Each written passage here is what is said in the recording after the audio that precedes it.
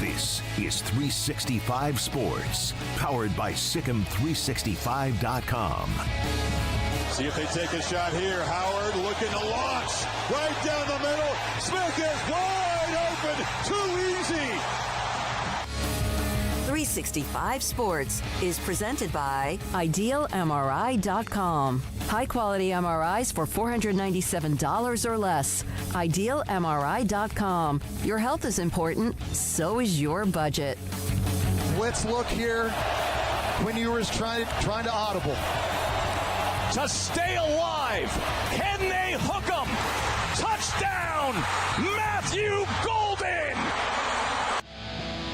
365 Sports is also brought to you by Texas Farm Bureau Insurance, protecting Texans since 1952. Jaden Harrison bringing back the kickoff.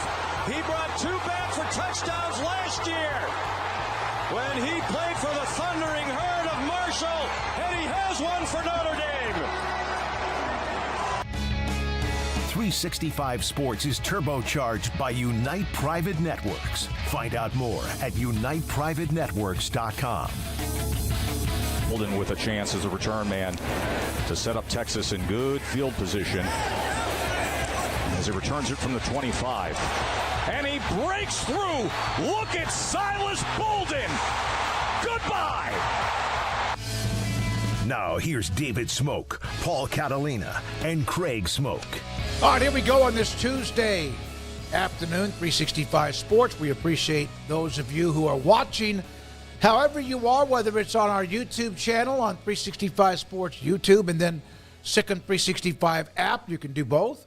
And then even on that 365 Sports YT Twitter account that we have a few of you, a pretty good chunk of you that watch that as the show progresses throughout the day. It is Tuesday. Semifinals coming up Thursday and Friday. We'll get into that. We'll have different guests from each of those 4 schools on and off throughout the week. And again, we appreciate your time. How about this story? The SMU has hired Texas President Jay Hartzell away from Austin. He is a guy that is absolutely very positive, very pro-athletics. He did a great job at Texas getting that thing aligned with Chris Del Conte. And he now, starting June, I believe his first day, is now the president at UT. This is a huge, nice, almost like transfer portal pickup for SMU. Yeah, yeah, it's really nice. But five years at Texas is kind of about the standard for most presidents there, and that's a place that I don't think I'd want to be at very long and change up. Not because of anything. It's just there's a lot of pressure. It's a big job. And look, I was at SMU in September. They are not messing around.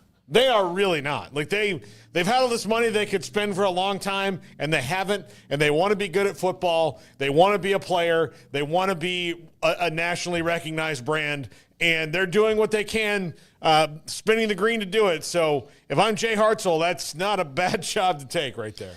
Yeah, I mean, I don't know what this means big picture for UT other than they're searching for a president, but it does seem like it's a pretty big boy, statement type of hire for SMU, who's clearly put their wallets on the table and has decided that they're going to go all in from here on out, and they are going to do everything in their power to play at as high a level as they possibly can. Now, I don't know that hiring Jay Hartzell makes their football team that much better, but I do think it's a wavy type of news headline that you go, whoa, wait a second, what is that all about? And it definitely catches your attention. So, yeah, I mean, 5 years in Austin probably feels like 50, just with all the things that come with that job. So, again, not sure on Hartzell's end of the motivation or any of that, but I'd imagine that being at a private institution is probably a lot more, relaxing than being the big figurehead at the big flagship state school in terms of some of the politics and things that you have to deal with. So I'd imagine that's where maybe the SMU job's a bit more enticing. But, yeah, I think that's an area we don't really dip into a lot is administration and school presidents and things like that, but given the 2 schools involved and The fact that normally it's somebody going from SMU to Texas in our minds, to go from Texas to SMU, especially during this time period when SMU is making the moves they are and Texas is having the success they are, definitely, makes you stand up and take a little bit of notice. So, yeah, that's interesting, and we'll see how that, goes for both parties. Well, he was there 5 years. This is a note from Chip Brown. I sent Chip, who covers Texas, a note. I said, was this a shocker or well-known? And he mentioned behind the scenes, Hartzell always told me 5 years was about the right amount. It will be exactly 5 years on June the 1st when he arrived, UT president, so much stuff to handle. And yet it is a big monster, an engine that you have to do. Now, some guys have been there for double-digit years or whatever. I went down the list. We don't discuss too much about the presidents of universities, but we've had some of them on the show, and Jay Hartzell seemed to be somebody with the hiring of Del Conte and that spine, that right down the gut with Hartzell, Del Conte, Sarkisian, and others. It has worked for UT, and I'm sure they'll have plenty of names to look at to replace him. It does say quite a bit about SMU. Yeah, it does. I don't know why anybody would want to be president of anything that's like that big for more than a certain amount of time. Look, you can be president of the United States for 8 years, and I'm pretty sure we've had a lot that they're like, all right, well, we can't wait. They get in that third year, and like, all right, we're going to start the re-election campaign. They're like, shit, really? Like, do we have to? You ever seen the president's hair? Exactly. Now, most of them are older, and especially of late, but a lot of them walk in with nice black or brunette or blonde hair.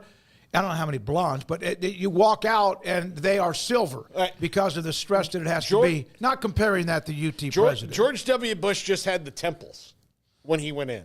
After that, full gray. Yeah, absolutely. Full gray. Joe Biden was 29. No. Billy Embody will join us. He covers SMU. He also covers Ole Miss. Used to cover LSU for On3 Sports. He'll join us. He had that earlier today, and good for him. Shahan Jararaja had this note.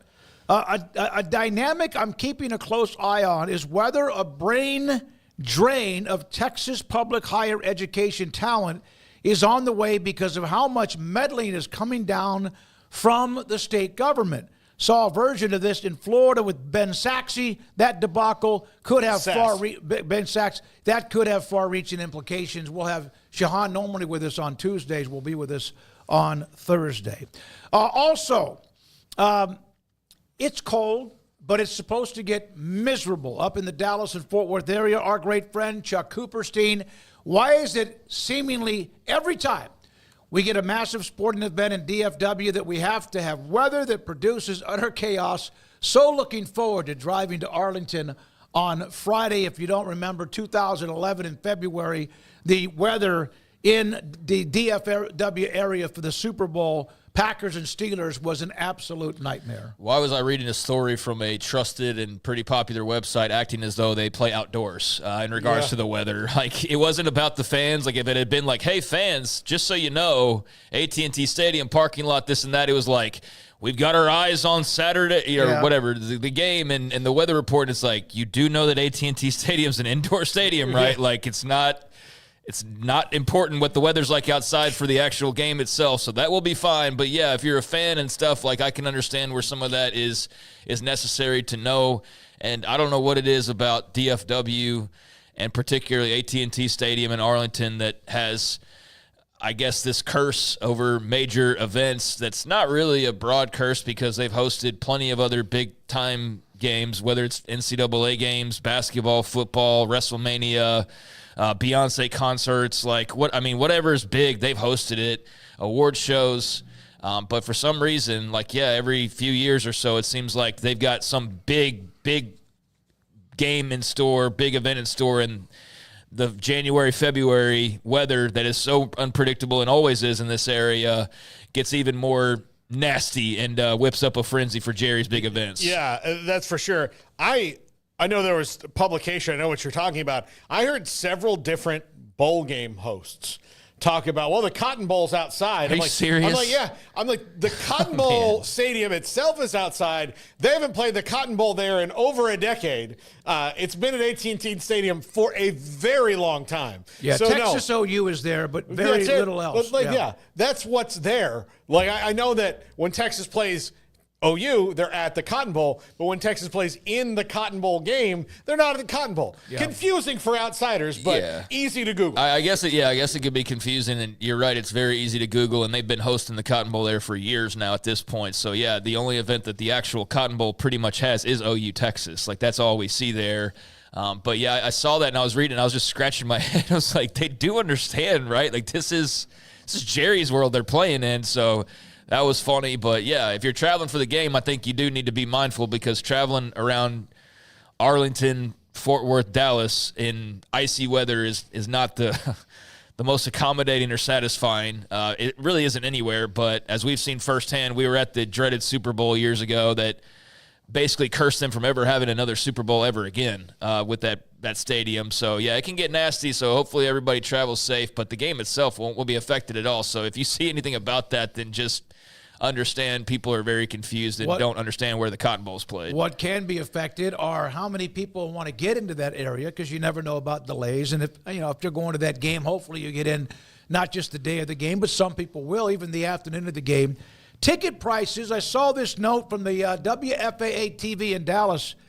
The cheapest tickets available are now running, in many cases, at least 1/3 of what they were just recently. For example, SeatGeek had a ticket that was $511 in Section 400. It's now $175. StubHub had one that was $428. It is now $172. And I even texted Daniel, son-in-law, and he said they're still a little bit high, but I'm monitoring him because he wants to go to that game. He's a UT guy, and we still allowed him in the family for that game against Ohio State and Texas. So the ticket prices could change, which is interesting because how many Texas fans, Ohio State travels, Texas travels, but you're in your own state in the semifinal. You would think they would be all over the place, and maybe in the end they still will be. Well, I mean, you still got to get a hotel. I think that's the thing that would get the people coming up from Austin in particular. Now, look, they could just do every Longhorn fan that wants to come in Dallas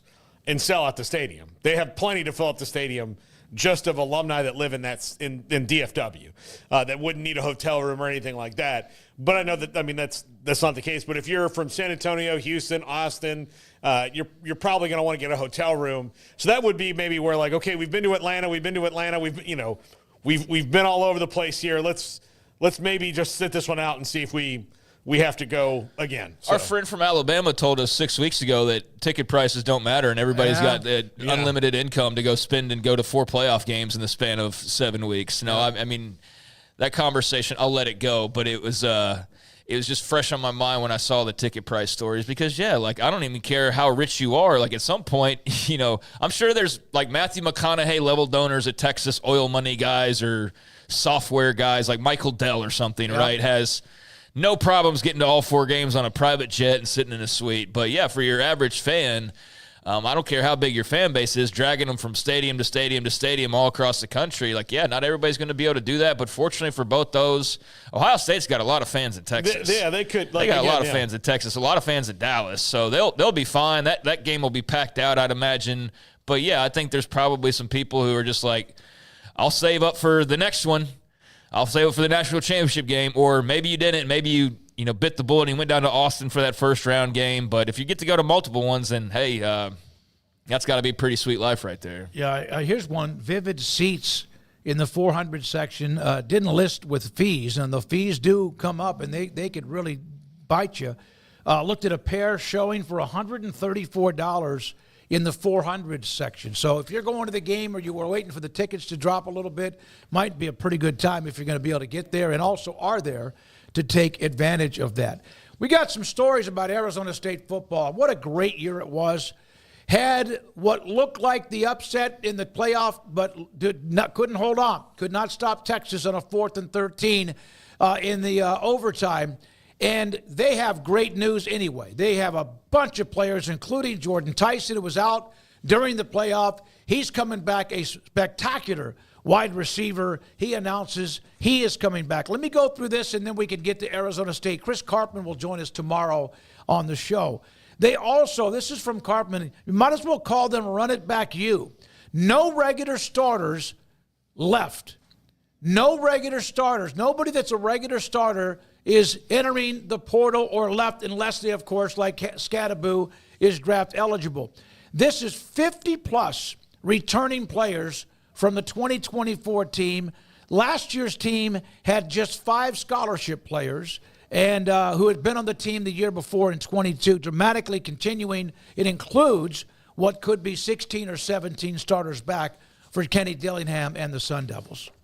Yeah, this is great news for them.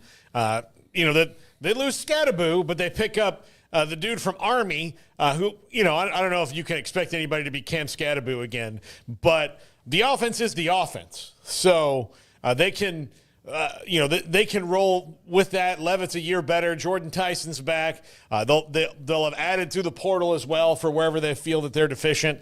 But having guys back, 50 guys back on a team that went to the Big 12 title game, won the Big 12 title game, and pushed Texas to the brink of the playoff is nothing but good news. It's going to be amazing when they get voted near unanimous number 1 and finish 13th in the league. That's what Wet Blanket just said. Yeah, they'll finish 13th in the league after being voted unanimous number 1. Now, they probably will be a pretty heavy favorite at number 1 just based on kind of what we know about voting habits and things like that. Trying to think, like Colorado's going to lose Shador and Travis Hunter. Like, you won't expect them to be up there. So, yeah, I think they'll be probably the pretty heavy favorite. Iowa State will get some love, I'm sure. BYU will get some love as well. But, yeah, I think Arizona State will probably be the favorite.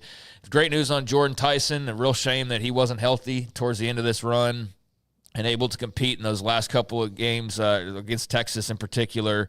But you know what? He's a great player. It sounds like everything's going to be fine with him. So that's a great returning starter back in the fold that you didn't really quite know for sure because of, well, is somebody going to come after him in the portal or, does he have his sights set on pros, I guess? But, yeah, over 1,000 yards, double-digit touchdowns, run it back, and that would be – great for any fan base to pick up a Jordan Tyson, but to just have him stay in Tempe, that's excellent news for Kenny Dillingham and company, and a great sign that all these guys are wanting to return and just continue what they've started building. And they've already built so much in such a short amount of time that's very exciting to see what they can do with another year under their belts. All right, then there's this. Cincinnati got themselves a banger at running back.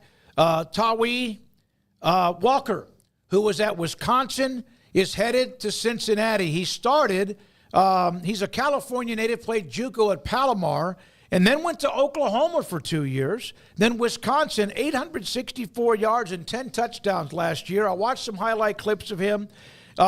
Wisconsin will now turn to a sophomore, Darian Dupree, but a nice pickup for Cincinnati with a guy who's 5'9", 218, and runs hard from watching the highlight reel from him earlier this year.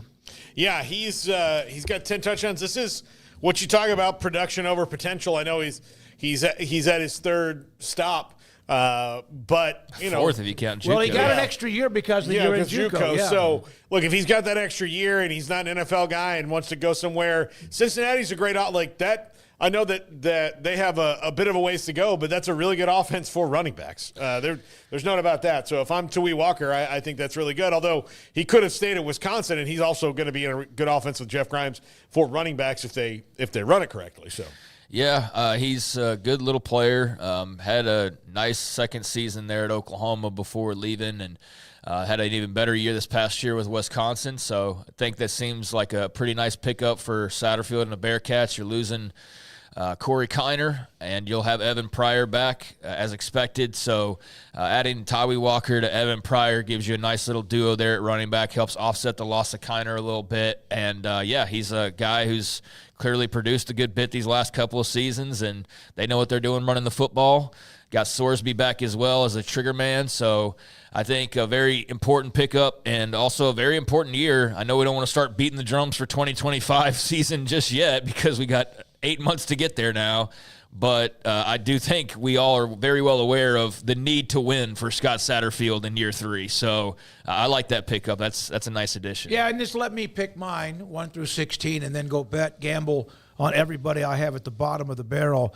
Dominic Richardson, I have to be honest about this. I like this young man. We had him on during that bizarre, cold, nasty game when Air Force beat Baylor up in Fort Worth. We had him on during that pregame show. He was at Oklahoma State, was effective there. Came to Baylor, everyone thought with that wide zone offense that Grimes was running, that he would be very good.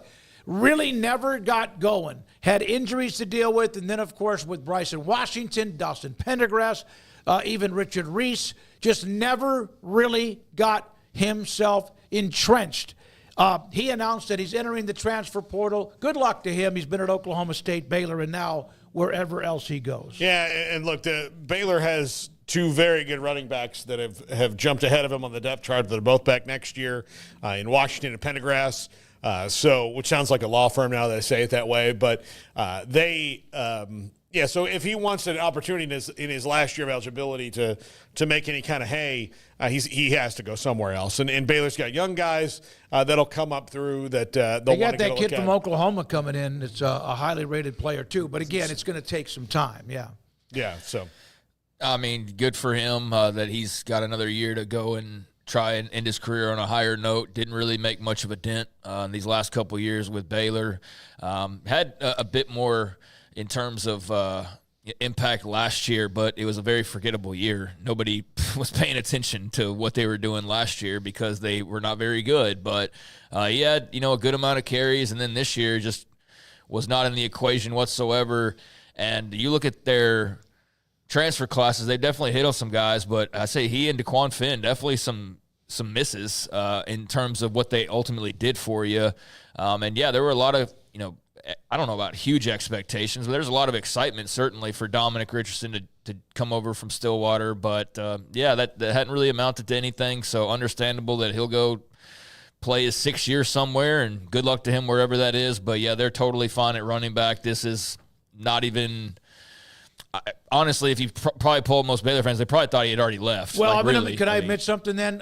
When I saw the image and I didn't know what he was doing as far as I had to look for the fine print, portal, maybe move on to the next level, which, by the way, Trevin Ma'ai will join us, Baylor defensive lineman, about that in just a second. But I forgot about him. I think that's not being mean. I think he basically played his games and he decided, I'm going to redshirt. Yeah. Or they decided, and whatever. Kind of like DeQuan Finn, where – maybe there was an injury of some sorts, but ultimately it looks like a couple situations where I'm going to maintain my year and get this one back somewhere else where actually I play a bit. So, yeah, he saw the writing on the wall, and good luck to him. Good luck to DeQuan Finn. Ty Thompson, forget that he was a highly rated quarterback coming out of high school, went to Oregon, went to Tulane, initially entered the portal. In fact, way back on December the 11th, today, news is that he's withdrawn his name from the portal. And the former 5-star quarterback says he's going to move to a different position at tight end for Tulane. So there's a nice pickup for the Green Wave. As far as, I guess, a pickup, he's not leaving. Look, more guys need to do that. Alex Orji is from Michigan is visiting Temple today. Alex Orji is not a quarterback. He's not. If he was, he would have started at quarterback for Michigan all year long because they had a problem there. He needs to be the kind of player that uses his athleticism. Ty Thompson, good on you, man, for figuring out, like, okay, well, maybe this isn't my future, and let's see what I can do at tight end. He's a really good athlete, and just sometimes you might be a highly rated quarterback, but you get to college, you're just not a quarterback. That is, I understand, the hardest position to let go. Quarterback, like moving from the quarterback position is hard to let go for guys because you were the one that everybody looked to when you were in high school and all of that. I think it's almost at the one I would put second is wide receivers who can't realize they can't catch moving into defensive back. Like, those are the two hardest position switches ever. I wish this would have happened yesterday because there were a couple players that Phil Bennett position swapped at Baylor, and I would like to get his opinion on that as a defensive coordinator of having to talk guys out of it. Like, you're not a wide receiver, you're a defensive back, or you're not a quarterback, you're a tight end. It's hard because you had the ball in your hands all that time, and now you have to. You become a defensive back if you were a wide receiver who couldn't catch the exactly. football. I was saying, if that's a hard thing, like, well, buddy, you can't catch, and you're like, no, I can catch. Like, well. All this practice of us throwing you the ball and you not catching it shows us that you can't. But, I want you to believe in your dreams. Yeah, I mean, I don't know what the plan is. I know they got the Ball State quarterback there at Tulane. Kai Horton had entered the transfer portal last I'd seen, which I would have thought that was a logical choice to be the replacement. They lost Darian Mensah, obviously, Duke. So and he got some big money too. Yeah, so I don't know what's in store there. Maybe it's the quarterback they got through the transfer portal, but regardless, nice to see a guy who's moved around actually stick somewhere and make the choice instead of, hey, I'll just pick up and leave again. Maybe I need to just change me and change positions. So nice self-awareness, and whoever suggested that, or if it's popped in his mind that, hey, maybe you have a better opportunity beyond this as well as a tight end as opposed to a quarterback. We'll revisit it in a couple of years. But, yeah, not a bad call, and probably, like Paul said, something more guys should do rather than I'm a quarterback and I'm going to drift off as far away as possible to keep proving that I'm a quarterback no matter how far I keep having to drop down to keep playing quarterback. Yeah, I think that's probably something that self-awareness more guys should embrace. And so, yeah, good on him for doing that to some extent. One more note in the portal, there may be one or two others, and some other college football notes, that Evan Stewart, who was at A&M, highly recruited player, had a pretty good year. I mean, Oregon had a lot of weapons, so his numbers weren't great, but they were still very effective. He has decided he's going to come back for one more year at Oregon. Last year had 48 catches, 613 yards, and 5 touchdowns. It's about what he had the year before when he was at Texas A&M, a little bit more than when he was at A&M, and about exactly what he had when he came in as a highly touted freshman with A&M in College Station. That's a nice grab for Dan Lanning to keep Evan Stewart on his roster. Yeah, it really is, and a lot of people had him as a second-round pick, and he's got first-round talent as far as he doesn't maybe have first-round numbers yet, but I would think they're losing Tez Johnson. I'm not. No, he did. I saw he declared. Yeah, he declared. Yeah. So Tez Johnson's out. So now you're the number one receiver for a new quarterback that's likely to be Dante Moore, who was a big 5-star. So I'm curious to see how Dan Lanning and the Ducks do this next year. Yeah, they got the big 5-star from Duncanville and Decorian Moore that'll be rolling in as well, which you never know on freshmen. You know, there's some guys who take a couple years, and there's Jeremiah Smith, who looks like he's already ready for the NFL draft. But Decorian Moore is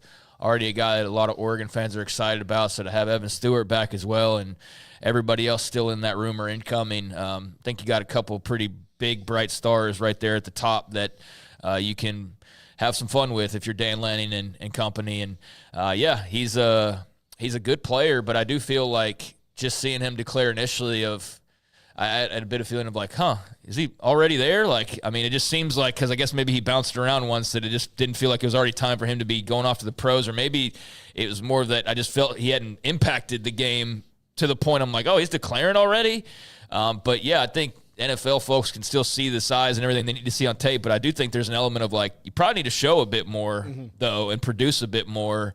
You flashed a good bit this year, but yeah, he hasn't like dominated or anything along those lines. So yeah, I could see where there's a bit more proven to do to be a first-round wide receiver guaranteed. So yeah, that makes sense. Yeah, he's got the build. By the way, just a couple of quick other notes. Takario Davis to Washington is official. It's official, yeah. It's official now. Here was a note about that. He didn't take any other visits. He just went to Jed Fish. So it was between Washington and the NFL, and I thought he was just going to go to the NFL. He's, to me, about – when you got a 6'4" cornerback who does what he can do, but he's going to go play at UW for his old coach. And here's one that's interesting.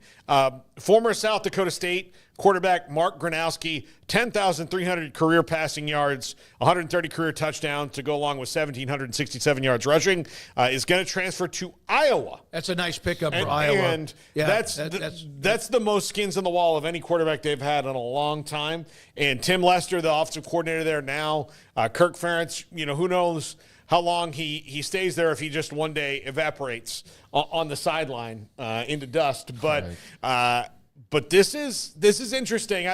I wondered what the expansion of the conference would make Iowa do and how he would have to change what he's doing, because they still had a very lethal defense and their offense was better at times. But if you want to keep pace and compete for the Big Ten title, when you got 4 teams that were in the playoff, you've got to start putting up some points. There's also one that came down, Chris Hummer had this, that Montana State, who lost to North Dakota State last night in the championship game, Connor Moore, All-American, is entering the portal, 2-year starter, freshman All-American.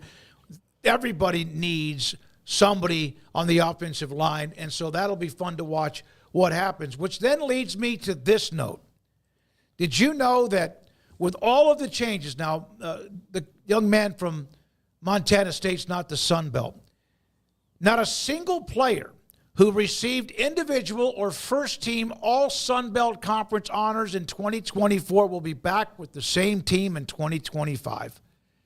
Kara_Richie put that up on her Twitter feed. I was about to close down my laptop, and if you look at it, it's just red lines or yellow lines with players who have left from the entire Sun Belt first team. Sun Belt Conference, that conference getting rated, and so then they have to rate somebody else. That's a pretty staggering note that everybody on the first team offense is leaving. And it's a shocking list. It's like about this long.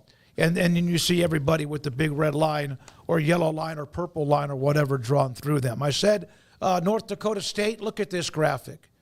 North Dakota State, this is how many times they've won the FCS championship. Now, College Football Budge did make this comment, which is fair, but also, listen, North Dakota State is really good. But we mentioned this yesterday, that Western Kentucky, App State, Georgia Southern, Sam Houston, James Madison, and others have moved up. But North Dakota State was winning championships when those teams were down. So they yet win another one. Great game with Montana State. Jumped on them early. Was a classic game up in Frisco. And the Bison have won yet another national title. That's insane. 10, I think, out of 14. Is that right? 10 championships in the last 14 years or so. Sam Houston had that one they snuck in during COVID. And then you also had South Dakota State. And then one time when James Madison, who we just mentioned, was also a national championship team. You couldn't even resist. Sam Houston, you're like, they snuck it in during COVID. Like, that was just you. No. SFA fan. I have lumberjack coming out. I've been very complimentary of the Bearcats. I really have. I know you they were have. damn good, and they had a nice year the first year. I do think that's a valid point, though. Like, if you're North Dakota State, like, at what point are you tired of playing in the kiddie pool? Like, because all of your teams that you normally are competing with are now all gone and moving. And I know it's not all of them, but I mean, I think what Budge is saying there, that's a valid point. Your point's valid. They were winning them when they were there, when James, all those teams were there. But I think maybe it's somewhere in the middle of, you've been great, but it's also easier to do now because, like, a handful of teams that would normally compete with you are all, playing in the other leagues now. I think if they could just take football and leave everything else FCS, they would consider it. But I don't think they can because, and look, if you're James Madison, Sam Houston State, like all the other schools have a significant geographic advantage to North Dakota. It's small. It's it's not going to get big. Like, it's not going to all of a sudden blow up. It's always going to be what it is. You mean someday it may not become Vegas or Phoenix? Yeah, exactly. Yeah. Like, it's just, Fargo, North Dakota is not ever going to be a place that people go to be there 12 months a year if they have a choice. They've recruited the hell out of a lot of states, including the state of Texas. Well, no, they have. They were rumored to be moving in realignment, and and on that front, Northern Illinois is going to be joining the Mountain West. That's becoming official. Right.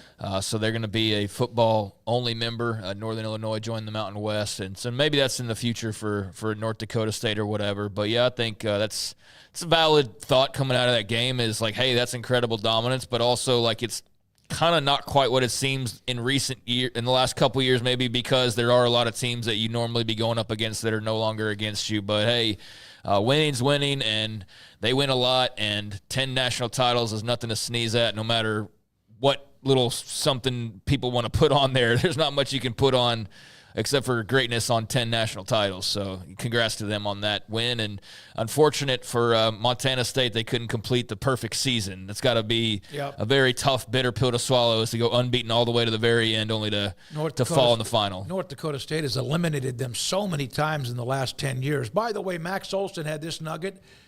We will have Trevin Ma'ai here in just a moment, former Baylor defensive lineman. The freshman of the year in the AAC, Conference USA, the MAC, Mountain West, Sun Belt, and even the Pac-12 are all in the portal. G5 to Power 4, transfers are up 40% with 260-plus players on the move for the transfer portal of 2025. All conference teams, as Max mentioned, basically become a shopping or Christmas list in the portal for the schools in the ACC the Big 12, the Big 10, and the SEC. So there we are with that. Yeah, it's unfortunate, and I wonder what it does to fan interest long term, being picked over every year, your best players every year getting picked off. They made all conference. Oh, damn, that actually sucks because now more people will probably take notice of this guy. So very fleeting moments of being able to celebrate success without looking around the corner and wondering if that guy you're celebrating is going to be in the portal like the very next day. And, yeah, that sucks, man. I don't know how sustainable that is, not only just for programs but also just fan interest. If you're a fan of some of those lower-level programs, that's going to get really tiresome, and I'm sure it already has in some cases, but I'm not surprised to hear that because the money's flowing and the opportunities are abundant. And you know what? If guys are at South Dakota State or North Dakota State or Montana State and they play their ass off and Ohio State wants to come offer them, you know what? I'm not going to blame anybody for wanting to go play for Ohio State and make $200,000 or whatever it is, or just live their dream and put on the scarlet and red or whatever. Yeah. But, yeah, that's going to be a tough life to live, and you wonder just what that part of the system looks like in 5 years. Does that group grow, or does that kind of stay as is, and that's just sort of like the permanent level that gets picked apart all the time? Like, what does it create? I don't know. And Jack, if he's even listening, can correct me here, but I do think that this is one of the only parallels like that works when it comes to like everybody, you know, they had to try this relegation model with college football and all that. I don't think that's the one that matches it the most, but the Power 4 and the G5 does kind of look at, like, if you look at roster management and the way that, hey, you can have a stud player that plays, you know, a league or so down, that all of a sudden you lose, you know. So if you're in a small market, you know, Premier League soccer town and you lose your best player, you know, to Liverpool, like that stuff happens. Like, that's happened for a long time. So if you want to know how people feel, you know,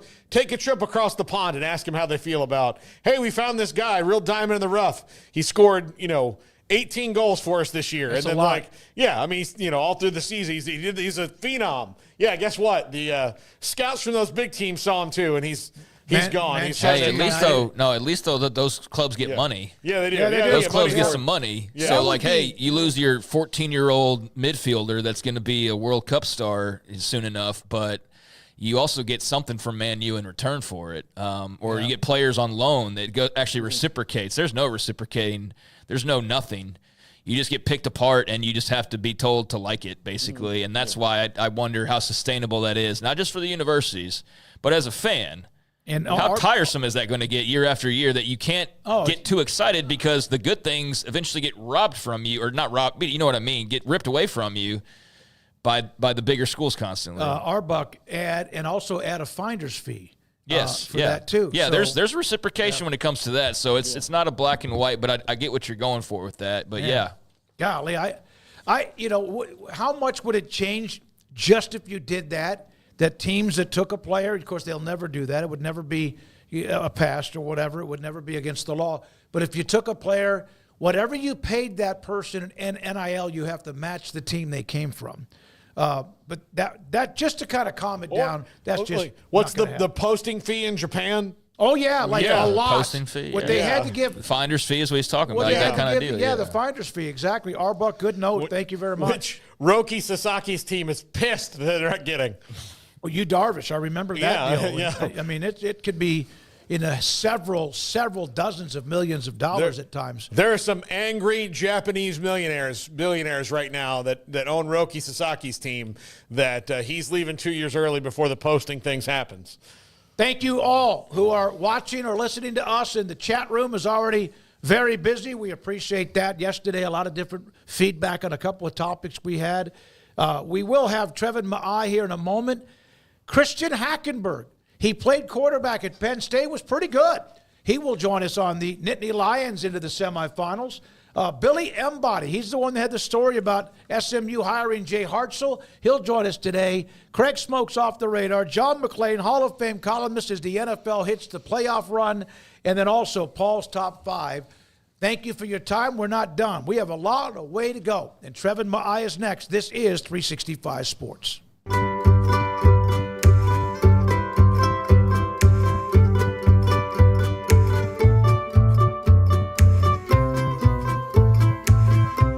pleasant. It's different than any other dentist office. I really feel like they care. And it's not that you're here for 2 hours waiting on someone to take care of you. It's quick and easy, and I bring my kids, and my kids love being here too. They really love the treasure box. Staff is really nice and accommodating, real friendly. You feel more like home. It's not sterile looking. Everybody has their own personalized rooms with decorations and decor, and they'll even have a blanket for you when it's cold. I've recommended people to actually come here, and they are patients now. I really love it here. It feels like family.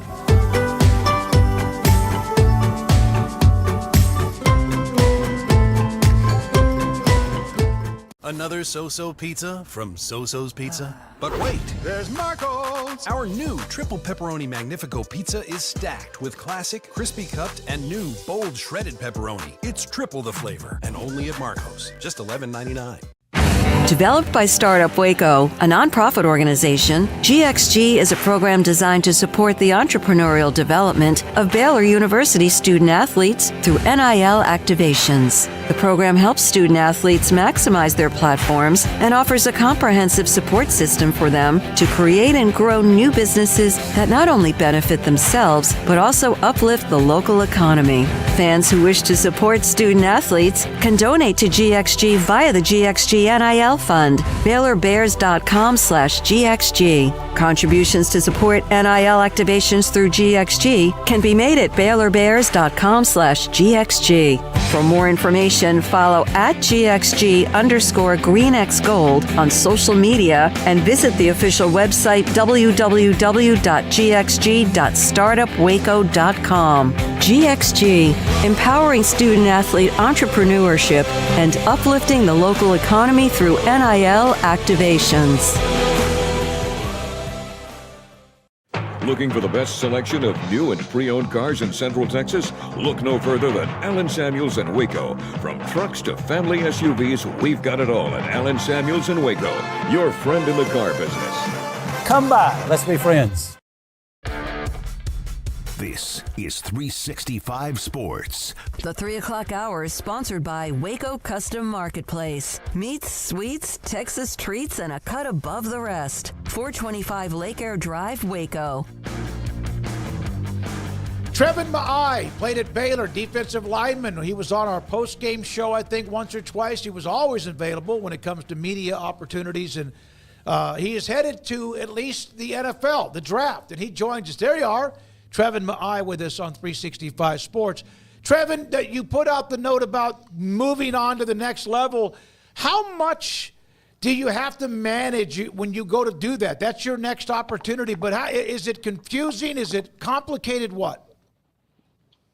First, I just want to say thank you for having me on. I appreciate it every time, having this opportunity to talk with you guys. So with that said, it's new. It's a lot. It's kind of like, for me, it was kind of like when I chose to enter the portal. Just the unknown, the wondering, and there's a lot of new things to come in the next few months. So just trying to stay with it and put my head down and work. So, Trevin, what is ahead of you now in the media? Like, it's working out, it's meeting with scouts, it's all of that. What's your plan? Are you going to go somewhere and do it, like at one of these facilities? Are you going to stay here? What's your plan?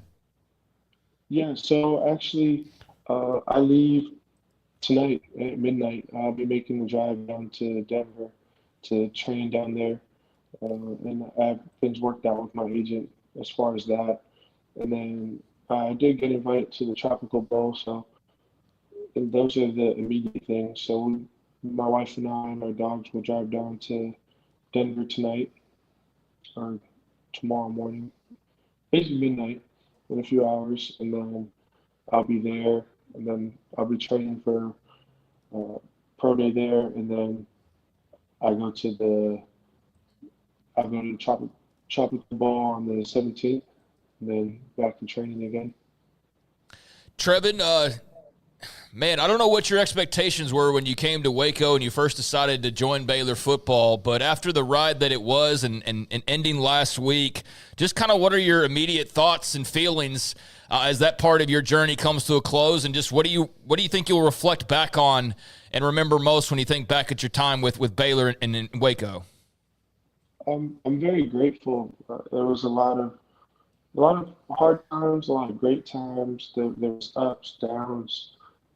I grew as a man, a husband, grew closer to God, and I'll be forever grateful to Baylor football program and Baylor Nation. Everyone welcomed me with open arms, players, fans, you name it. That's one thing, and I'm proud of how we finished and flipping around the season from last year to this year is a big difference. At least I thought. Trevor, the kind of a roller coaster the last few years. Right. And we've had players who have joined us or at media sessions when we're there during the week, during the season. What was it like at 2-4? And, you hear that, you felt like you were close. We've heard players say that. We've asked you that in a postgame. But really, what was it like at 2-4 when it looked like it was going to slip off the road again? Losing is not fun. It's not easy, and I think everyone had a bad taste in their mouth. The season didn't pan out at that point. Up to that point, the 2-4, the season didn't pan out to what we thought it was going to be up to that point, and it felt like last year. I thought that was the team. Certainly, a lot of people felt that, but the difference was myself, other people, a lot of the older guys on the team really pushed that out of the locker room and said, we're going to change the program and the culture and the rest of the season. We worked too hard for this to let it slip. Do you think there were any players that maybe we don't think about that were as much a part of the leadership? And I'm not saying there was 2 or 5, but were there a couple of players that maybe were as involved in making sure this thing stayed focused that we may not know about? Certainly. There's people, Sawyer's one of the biggest leaders on the team.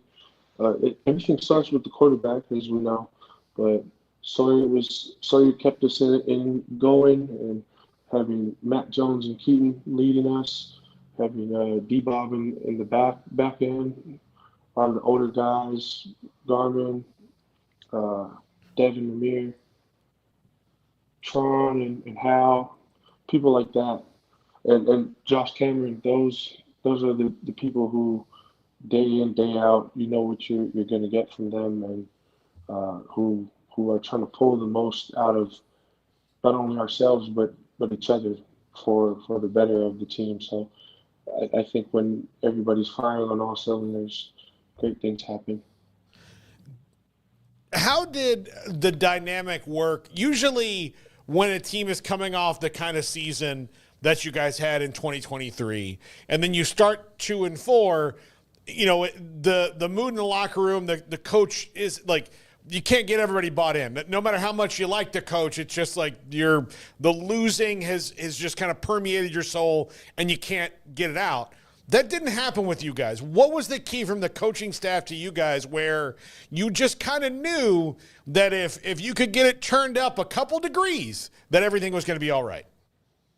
Right. But I agree. There's only so much a coach can do. He can scheme up everything he wants. He can have the perfect game plan, but it comes down to the players and the execution. And there's a saying that it goes like the best players make the best plays, or words to that effect. Like the big time players have to show up in big time moments. Mm-hmm. So words to that effect. And I think that's what we did. Is the leaders needed to step up and take ownership of the way the program, the way practices needed to go, and lifts and meetings and holding people accountable, not letting people slip up and be late or give half-ass effort. I think those are the things that changed our season. Trevin, what kind of differences did you see in Coach Aranda just as he evolves? I mean, here's a guy who's been a head coach now for about 5 years, so he's got some experience, but he's still learning, right? Like there's coaches who are 30 years in the game, they're still learning lessons. What did you take note of just in the way things kind of operated maybe that were different or improved or what have you from maybe a year ago? Right. I think just the importance of football. Like obviously being at Baylor, there's high expectations academics-wise. Being morally right, being morally right in everything we do. There's a high standard in that, but being attached to Baylor and it's the whole in the grand scheme of things. But really, making football the top priority. It's always been the priority, but really delving in the time and we did a lot more than we did last year as a group. That things that weren't mandatory, but everybody showed up because, as you know, there's only so much hours that we can spend mandatory meetings, practice, whatever, the countable hours and whatnot. So having everybody buy into that and coaches, players, everybody showed up in the evenings after practice, extra meetings, extra walkthroughs, being locked in, and I think him really leading that, and then the older guys taking, this is what Aranda wants. It's our job to make sure everybody's there, and also, you want the people who want to be here.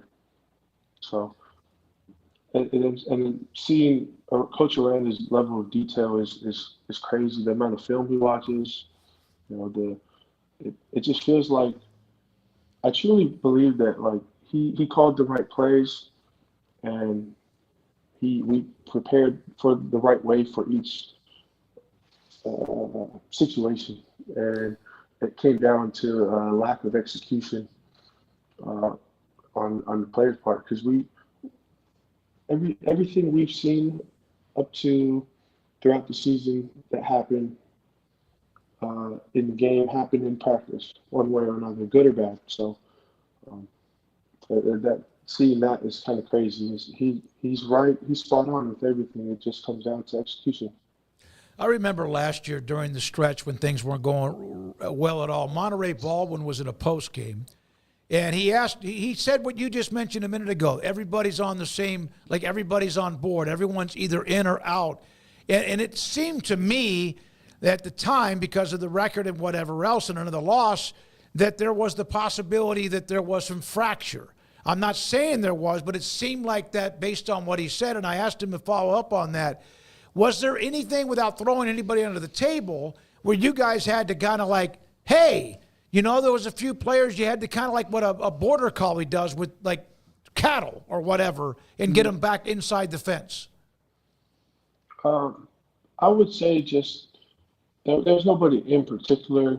Everyone is in it together, to reiterate what Ray said, but I think that it just needed to be understood by everybody. Like each leader of their own position group had a say in whether sometimes it's unspoken. It's like when you feel something and you walk into the room and it's like a shift changes. Sometimes you don't need to say anything in that regard. So, but I think there was a difference this year compared to last year. It's like last year we just kind of let it happen, and this year we decided not to. And with that, go ahead. Sorry about that, Trevin. No, that's it. With that in mind, how much fun, all the things we're talking about and the stresses and the things that needed to get figured out and all that, like you guys did that to an extent, right? So how much fun did you have this season playing alongside your teammates, your coaches? And what would you say maybe was the highlight to you, a win or a moment for you that stands out the most above others? Right. I'm grateful for everything that we went through this year. I think my happiest moment was my first sack here at Baylor. I went without a sack last year, and also I played mostly nose. True nose last year and being bigger, and I was able to make the move back to my natural position in the 4-eye, 3-tech, 5, and lose some weight again and play how I play best and do what my body's meant for. Last year was just a need, and that's what the need was for the team. And this year, the stars aligned. So as far as that, but we're all very blessed to be able to. Sometimes people lose sight of the fact that we're all just people, and we're blessed to play football. Not everybody has the opportunity that we do to, whether you go on to the next level or not. And with all the things that are involved that go into it, we're still blessed to be in the position we are, to go out there and play football and play the sport we love. That we've all played it since we were little, most of us. So it's been football ends at some point for everybody. So however long however long God sees fit for you to play is a blessing. Couple of things. Trevor Maai again with us, Baylor defensive end, entering the NFL. Is it a little bit the unknown? I know you've got a lot of the working out, the pro days, all of the things you mentioned, the game, the All-Star game. What is it like all of a sudden is unknown? You've kind of moved around, but now this is a different part of your life, a career that might be in the NFL. What's that feel like? Right, it's a lot. I guess right now it's like the transition is putting in work and seeing it through. I believe that I can play in the next level, and I don't see any reason why I can't. As far as playing football, on the field, off the field, everything that goes into it, I pride myself on that. So I know that I'll be where I want to be at the end of the day, but it's kind of just the like the when, the not like is it yet? Is it going to happen yet? It seems like I'm so far away, and a lot of things are changing. So I would equate that to when I left high school to go to Oregon, and that was a transition, and then the time between Oregon and coming to Baylor. I've seen the notes. You mentioned your wife, and you have what you're doing there. And that's happened a lot since you arrived at Baylor. You had a great relationship with everyone at Oregon when you were at Gorman as well when you played high school football. What's it been like that your life has changed so much in Waco? This has been the best thing, and really coming to Waco and coming to Baylor, me and my wife grew, our relationship grew, and my relationship with God really, really grew the most it had. And also I found myself. I found joy and fun in coming to practice every day, and giving everything I had. And that's what I had the desire to do. And I think there's nothing, I have no bad things to say about Oregon and the people there. Blessed to have played there and graduated from that prestigious, team, to be on that team. But I lost myself after I went through, to go from being the guy in high school and, everybody else around you was the guy too. And you just got to fight for everything that you have. So, and came to Baylor and fought for what I believe to be mine. And everything just came full circle. Thank you, man. Appreciate your time. There was no doubt that there were times during this early year when it looked like, especially 28-7 against BYU, you wondered about would this team, and it's part of being human, check out. Some people check out. You guys came back, made it close, and then the rest of the way, of course, got on a nice run. That says a lot about you, the leadership, and everyone else, including the coaching staff. We wish you the best, man. You've always been a class act. We appreciate it. We'll stay in touch, okay? Right. Thank you. I appreciate all you guys. Best wishes into the new year. Thank you for having me. Yes, sir. Trevin Maai, defensive end, is going to be now entering the opportunity to play in the NFL. He'll be on his way out of town, working out. He told me earlier he was going to be driving, I think he said, to Houston, maybe maybe like tonight, of course, Denver. to Denver. By tonight, to try to also beat some of the weather between there and, of course, the beautiful state of Colorado. He played at Bishop Gorman High School, the great feeder school in Nevada. Great football team. DeMarco Murray, we could go on and on about the many players that have come from Bishop Gorman High School. All right, when we come back, we will hear from Christian Hackenberg, former Penn State quarterback of the Nittany Lions. Yesterday, former Notre Dame cornerback and star Bobby Taylor talked about how long and hard it's been for the Irish to have been kind of out of the big picture for a long, long time. Penn State, it's always kind of been a part of it, but they have also had their shortcomings, losing big games, but at least they're in the big games, and now they're in another one against Notre Dame. He's next. This is 365 Sports. The Baylor alumni fan engagement, they were great in the city of Houston leading up to the bowl game a week ago today against LSU down in at the Texas Bowl. They had events, they had mixers, they had pep rallies, and then a lot of donors and alums, et cetera, had a great chance to kind of see each other that maybe came in from around the country and then watched the game. Of course, LSU eventually was just too much.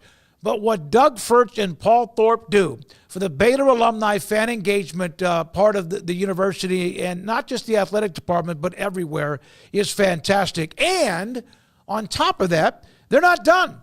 There will be other events. There will be a tour around the state when it comes to learning more about Baylor, not just basketball, football, but more. And next thing you know, it's going to be the summertime, and Dave Aranda will be on a tour meeting and talking to different Baylor fans in the big cities around the state of Texas. Paul Thorpe and Doug Furch. Go to Baylor.edu and look for Baylor alumni fan engagement.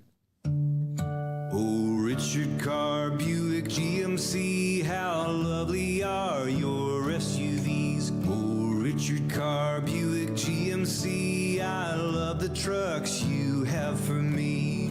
Strong and tough with luxury, room for all my family. Oh, Richard Carr, Buick GMC, you are the dealership for me. Baylor Scott & White Southwest Sports Medicine and Orthopedics, the team physicians for Baylor Athletics, diagnosing and treating all sports-related injuries, including concussions. These specialists also provide orthopedic services for athletes and non-athletes alike, whether it's knee or shoulder pain, a wrist injury, orthopedic spine care, and even an arthritis and total joint clinic. Trust the doctors Baylor Athletics trust. Baylor Scott & White Southwest Sports Medicine and Orthopedics wants to get you back in the game. Camille Johnson Realtors guide you seamlessly through the process of buying your dream home or selling your current one. Commercial, farm and ranch, or residential, Camille Johnson Realtors can smoothly and successfully lead you through any transaction. With a team of 28 experienced agents who are excited about serving you, Camille Johnson Realtors services the entire greater Waco area. If you're in the market to buy or sell, contact Camille Johnson Realtors, 104 Midway Center in Woodway, or find them online at www.camillejohnson.com. Camille Johnson Realtors, elegant, charming, warm, welcome home. Petty Clinic Men's Healthcare in Woodway is now proud to offer you men an exceptional weight management body sculpting product called semaglutide, also known as Ozempic or Wegovy. Semaglutide is an FDA-approved weight management medication. Once-a-week injections of this powerful medication offers an average body fat weight loss of 20% within the first year of treatment. In addition to body sculpting, semaglutide also normalizes blood sugars and has the clinical research proof of reducing blood pressure, cholesterol, stroke, and heart attack risk. If you're like most men and you have stubborn fat that will just not respond to typical diets and exercise, then help is finally here. Semaglutide, affordable, highly effective. Google search Petty Clinic Waco and reach out to the Petty Clinic team today for a free consultation with Dr. Petty to see if semaglutide is right for you. Go to pettycliniclowt.com. Parenting is full of surprises. You never know what to expect. So after our son was born, I called my Texas Farm Bureau insurance agent to set up a life insurance policy in case something happened to me. Sawyer is now 2. And we'll soon have a sister. There's no one else I would trust with protecting my family. Stop by and see our agents at one of our 3 McLennan County locations. Coverage and discounts are subject to qualifications and policy terms and may vary by situation. is 365 Sports, powered by Sikkim365.com. This segment is brought to you by Michelob Ultra. It's only worth it if you enjoy it. Containing only 95 calories and 2.6 carbs. Christian Hackenberg, former Penn State quarterback, was also at Fort Union Military Academy for a year prior to going to the college level to play for the Nittany Lions, and he joins us on 365 Sports. Hey, man, thank you so much. You got that beanie on. It's got to be frigid, right? Uh-oh. Unmute your mic, Christian. You're good. Sorry, yeah, we got a little snow up here yesterday, so was shoveling, doing some honeydew list here today, trying to get it done, but I appreciate you having me on. What's it been like? Penn State has knocked on the door, but we know that it's been a while. A lot of these teams are in the Final Four. Notre Dame, late 80s, Texas, 05, Ohio State in 14, whatever. And for Penn State, they've knocked on the door a lot since 82 and 86. So what's it like to see this great run they're on?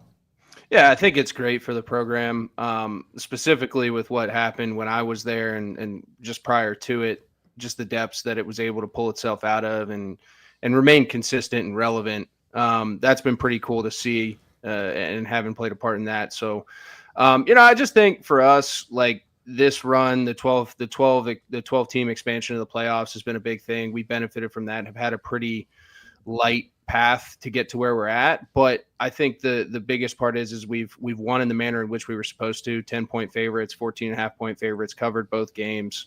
And I think this matchup against Notre Dame is perfect. I caught some flack for this, but I truly believe, and maybe my list is a little bit larger than most folks, but when you talk about brands and blue bloods in the college football realm, it doesn't get much better than Penn State and Notre Dame. So to see these two programs have this opportunity to play each other and then play for a national championship, I think is pretty cool, and I think it's good for college football. Christian, James Franklin's knock is that he has not, he's chronically 10-2 or 11-1, which most people 9-3 is rough, right? That's a rough year for James Franklin, but it's who the 3 are or 2 are or 1 is. He hasn't been able to get over the hump. How much of a relief will it be to Penn State fans if they are able to get over this hump and then maybe they can move on? Because I feel like it does, just from the outside, kind of weigh the players, the coaches, like they're thinking about it a lot. Like, we've got to get this done. Yeah, one of the big changes I saw, and he talked about it after the Ohio State game, which is that within itself, I think, is a big step in the right direction. It's just about how much pressure and emphasis he started to put on those other opponents. And realistically speaking, just from my opinion now, watching the programs that have taken that next step to being kind of the standard in college football, the maturation process starts with your own internal program being the bar, right? And expecting to beat the teams that you're supposed to beat. Coach Franklin's done that throughout his tenure at a pretty efficient clip, much more efficient than I think even some of the programs that have been in contention consistently. But to your point, it's come down to Ohio State. We've traded with Michigan, but it's been tough.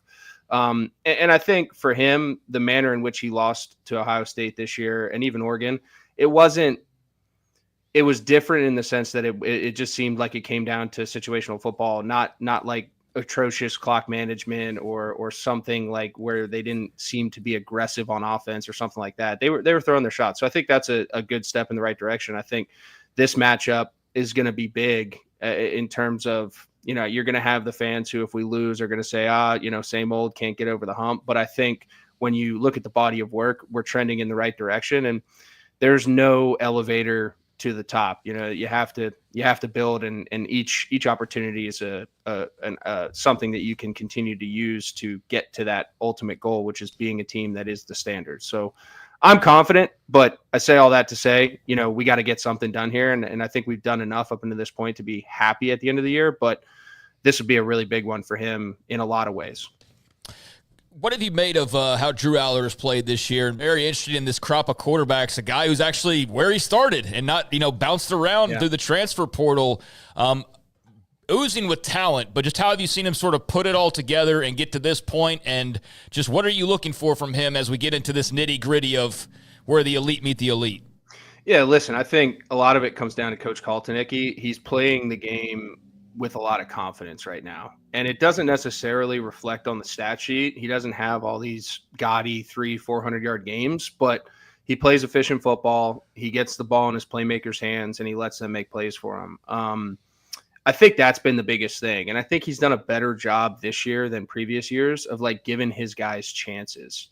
There was a lot of talk about being able to take shots and creating explosives and these things. And I think in previous years, a lot of that was Drew was either dead on or like he'd throw it 5 yards out of bounds or miss him by 3 yards ahead of him. Like he didn't really give his guys a bunch of chances. I thought this year he's done a really good job of that. I don't know if it was he was afraid to turn the ball over or what, but been really impressed with the intangible side and the intangible growth of him and how he's matured. And he just seems to be very confident in doing his job and allowing the guys around him to make plays and not putting too much pressure on himself. So he's in a good spot. And I think that's just where he needs to be for the rest of this run, right? We run the football really well.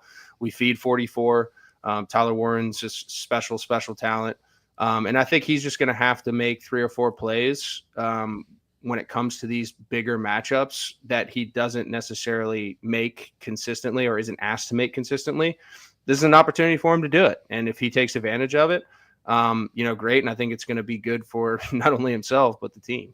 You mentioned Andy Kotelnicki, who we got to see at Kansas do his thing. And then obviously he was a little bit of rumors about the West Virginia job and maybe going to get that, but he decides to stay there in Happy Valley. How much fun is this offense to watch, and how much fun would you have had playing in it, and just what stands out to you about watching what Andy Kotelnicki does on that side of the ball? I think, offensive football, like there's a lot of flavors. Everyone talks about it, and he did a good job of describing it, right? It's vanilla ice cream, and then you add all kinds of toppings and stuff on it, right? But I think with Coach K, what's impressed me the most, and when I got to meet him when he first got the job, I was up there during spring ball and just got to chat with him for a bit. Like his approach to being a teacher. He's like, listen, man, like I'm not going to reinvent the wheel. I'm not going to ask our guys to fit into a system that doesn't necessarily fit their skill sets. He's like, I want to teach these guys. I want to coach these guys. And ultimately I'm only as good as what they're able to process and execute. And I thought he's done a really good job of continuing to build that base of who he wants to be, but then add those flavors and those sprinkles to the top of it. And it's been really cool. He's super creative with formation, super creative with personnel. And I just think the biggest differentiator for him is he's got the guys really confident in what he's teaching them, and he's able to get them to execute it at a high level. And ultimately, that's what you got to do as a coach when it comes down to it foundationally. And I think that's been the most impressive takeaway for me. Christian, we had Bobby Taylor, former Notre Dame star, played in the NFL a long time, on yesterday, and he went to the Notre Dame game against Indiana that opened up the playoffs. Penn State, of course, was at home against SMU and blew them out with a couple of big pick sixes in that game. Were you at that game, and can you explain what the atmosphere was like, even if you weren't? I wasn't, because I wasn't going to go brave that. I braved enough cold games up there this year.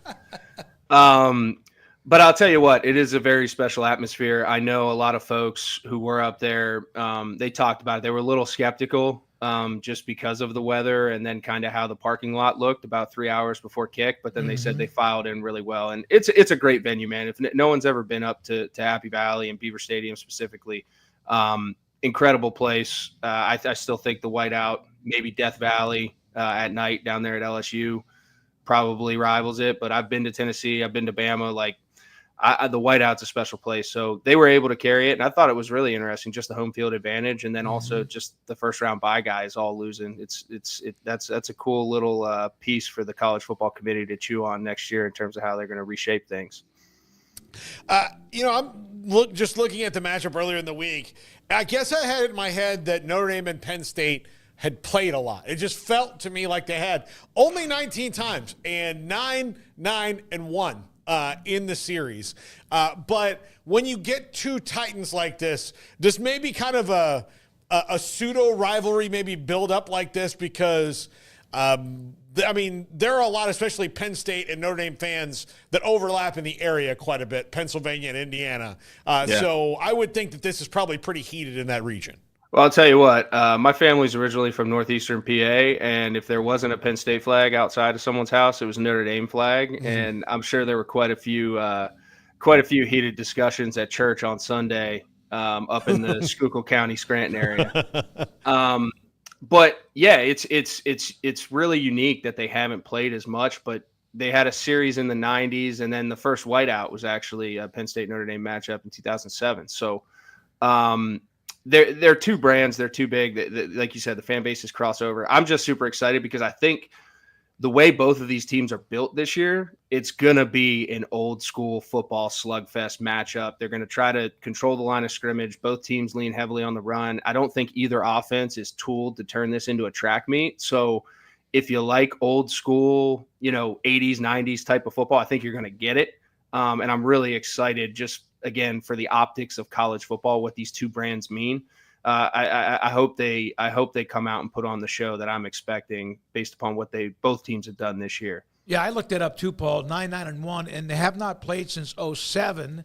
They had 12 years in a row when they played, and that's what I remember because of my age. I remember that was more of an annual deal. You were there when James Franklin took over for Bill O'Brien. What was it like when he shows up? He's been there ever since, obviously. Paul brought up a little bit about what he's won or not. But what was that like? And did he have to re-recruit you when he showed up?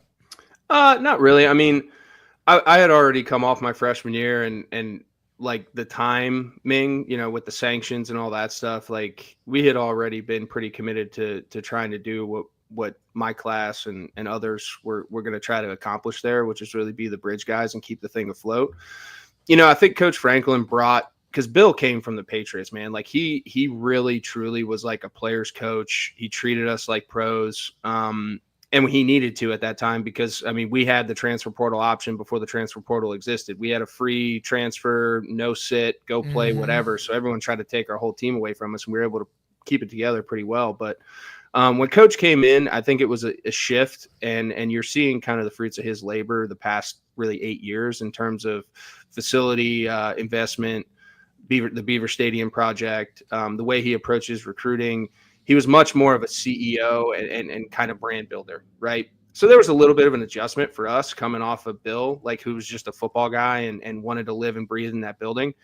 But Coach, I think, has done a good job of like taking on all of the turmoil and turnover and athletic department issues and ultimately building this thing and getting it to a position where, we got Pat Kraft up there now, who I think's very aligned and very bought into giving him every resource he needs. And the development's been pretty cool to watch, like as a player. It wasn't always the easiest when I was in the building, but like now seeing it all kind of play out, I thought he's done a good job of growing, done a good job of getting the alumni and the letterman back in there. Hell, we got a bunch of guys on staff who I played with. Tight ends coach was my center my freshman year. Dion, Jordan Lucas, Miss Dan Connor, but Dan's back up there. So just seeing guys back's really cool too, because that's one of the things that I think differentiates us from a lot of the other folks in the college football landscape. How does this game go for either team, and what's the thing? Because they seem pretty just different uniforms, different coaches, kind of same exact style. Yeah, well, I think it's cool for Al Golden. Having been a letterman, a captain at Penn State, I've been calling this the Al Golden Bowl.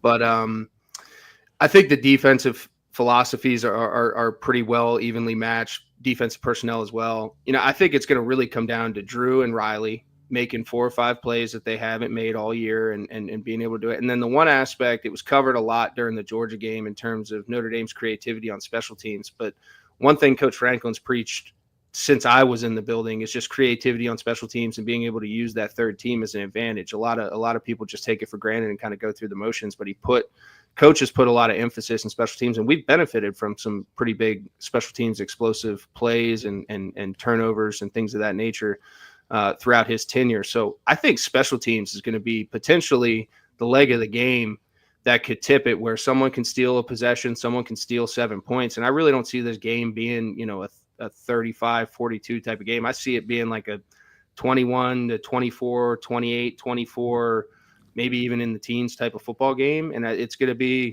be about who can steal some points and who can ultimately stay on schedule offensively and score points in the red zone. Christian, you're from that area. And you mentioned you were there during the transition. And then, of course, a lot of the NCAA infractions with Bill O'Brien there for 2 years and then Coach Franklin. Says a lot about you that you basically put your head down and joined a program. It was not going to be easy. We just saw SMU, who had their deal back in the late 80s, and a lot of shrapnel, so to speak. What was it like? Was it an easy pick for you? No, I mean, it definitely wasn't an easy pick. You know, I went to Fork Union for high school. So I was at Fork Union Military Academy my sophomore, junior, and senior year in high school. And I had a high school football coach, Mickey Sullivan, who had been there for, I think my last year was the year he retired, and it was his like 45th year of coaching. So he got the opportunity to coach guys like Eddie George, Chris Perry in high school. And Mickey was as straight of a shooter as they come, man. And he really made my process from a recruiting standpoint pretty straightforward and poignant. So I was comparing apples to apples everywhere I went. And a big part of it was being able to play in the NFL and develop that aspect and playing a system that fit my skill set. So when Bill got there, like I wasn't really going to Penn State up into my junior year when Bill got there, the end of my junior year when Bill got there. I was pretty much locked in on like I was going south, man, Alabama, Tennessee, Miami, somewhere like that. But when Bill got there, just the fit, him having coached Brady, being able to develop as a football player, that was a big part of the differentiating factor. And then, you know, I just had a very strong confidence with the way the recruiting cycle was going that we were still going to be able to get some talent up there, and we did. And just being able to kind of stick through it, man. Like it was, like I said, it wasn't easy. We definitely dealt with a lot of depth issues and at some key positions that really affected my ability to go out and reach my full potential. But like, I wouldn't trade it for the world, man. It was cool as heck being able to not have a losing season in those 3 years following it. Probably the youngest roster in college football for 2 or 3 years there. And just the relationships, man, like the guys I played with, that's a cool thing that we were able to do. And, you know, the Penn State folks haven't forgot about it, and that's also been pretty cool now. So I got a little one, so being able to get them up there and get them around it's just cool to see. So was definitely not the easiest, but definitely worth it. Did you wear black shoes when you played at Penn State? Is that like a uniform thing? Did you ever feel like maybe that made you look slower than you really were on film? Hey man, listen, I ran a 4.73 at the combine. It's an electric time 4.73. I'm proud of that one. But yeah, no, we did wear black shoes. That was a standard. It still is. They give them now. Like I didn't get the whole Generations of Greatness game where they're able to wear the white cleats once or twice. But I will say this: the white cleats with our away uniforms, all white stormtrooper look, would be pretty slick. But I don't think we're going to be able to pull that one off. So, Christian, we have a mutual, I won't call him friend, acquaintance for you because I don't know if he's your friend or not, but Bryce Petty, you guys were there at the Jets together. And it's okay if you don't like him. He's a dork. No, I tease. We love Bryce. We've known Bryce since he was here at Baylor. Do you have an embarrassing Bryce story that you can tell us, and then we will get him on the show very soon and play this clip back to him? Especially if it's a good one. Listen, I don't have a super embarrassing Bryce story. I will say this, though. Like, I enjoyed my time with Bryce up in New York. He and I shared lots of late nights burning through tape and just getting to know one another. And then I was able to do some podcast work with him as I was getting out. But Bryce he's a goofball, man. He's one of the better guys that I've ever been around, better teammates. But gosh, you got me on the spot, man. I'd have to think. But he's definitely a good time, and tell him I said hello. I'll have to reach out to him after this. Yeah, we'll text him and tell him you said a lot of good things about him. But it's good to have you, Christian. I appreciate it. Thanks for responding as quickly as you did. It's great to have you on. Stay warm, even though you're used to the cold, and get back to those honeydews too. Not a problem. Appreciate you guys, and hey, enjoy the remainder of college football season. Christian Hackenberg, former Penn State quarterback. They play Notre Dame on Thursday. Good dude. Appreciate him. He was in the NFL. Paul, you mentioned he was there with the Jets. He also ended up playing 1 year. He played with the Jets for a couple of years, and then he was also a part of the American Football League in 2019 with Memphis. He also coached high school football for a little bit, and so appreciate his time. What I remember about him most as a player is he could throw the ball through a brick wall. Yeah, he did. He absolutely had a gun. He had a gun. Yeah. He did. All right, coming up, one of the stories, in fact, the one we mentioned at the start of the show today, was that Jay Hartzell, incredibly successful president at the University of Texas, is now headed to SMU on June the 1st. He's been at UT 5 years. Billy Embody from On3 Sports had that first. He's next. This is 365 Sports. Don Humidor and Coffee Beans in the Townwest Shopping Center off Valley Mills and Richland Drive in Waco. Had somebody tell me that they've now gotten more involved in gummies. It wasn't just Garrett Ross, but they just didn't sleep well at night. So I gave a suggestion. You ought to go check, at least try, maybe just get a handful, a little small packet of Vita Dreams. It's a gummy. I take one most every night. Sometimes if it's a really long day, I don't need to because I'm going to fall asleep pretty quickly. If I have a lot on my mind and I know that I need to get a really good night's sleep after a couple of nights where it wasn't because so busy, whatever, I will take one or two. It's called Vita Dreams. It will help you fall asleep. It won't drug you. It won't knock you out. You will feel just fine when you wake up. And it's just nice to know that I'm going to fall asleep and not toss and turn. Because I hear anything or see anything, I'm going to move. So Vita Dreams has helped me out. Don's also has the walk-in humidor, 48-foot wide, all the great brands of cigars, Padron, Cohiba, Rocky Patel, you name it, they have it. It's Joshua and Cheyenne.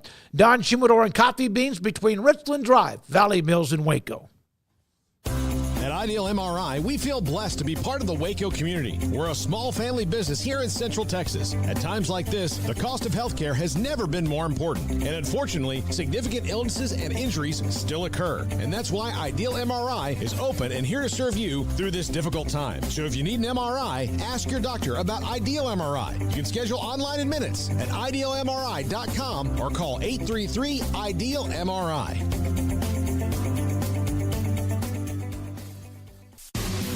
Pioneer Steel and Pipe opened their doors in 1943, and they have never wavered with their focus on great product and customer service, relationships with a handshake, making sure you, the customer, is satisfied. Their new facility is now twice the size, allowing new inventory, higher quantities, and in a much more organized fashion. In addition to the long lengths in tubing, angles, channels, rods, and flat, Pioneer Steel and Pipe now offers several shorter, more convenient lengths of material already cut. Their 2,500 square foot showroom has over 1,000 new products in stock, new welding supplies, hardware, quickcrete, and do-it-yourself components for any project, whether you are a professional contractor or weekend warrior. The new facility is designed to make your loading experience faster and more efficient with easy drive lanes around the building and much more room to get your trailer loaded. Our location may have changed, but our values haven't, and our relationship with customers goes much farther than just business. Pioneer Steel and Pipe on Loop 340 and Highway 6 and just east of I-35 in Waco.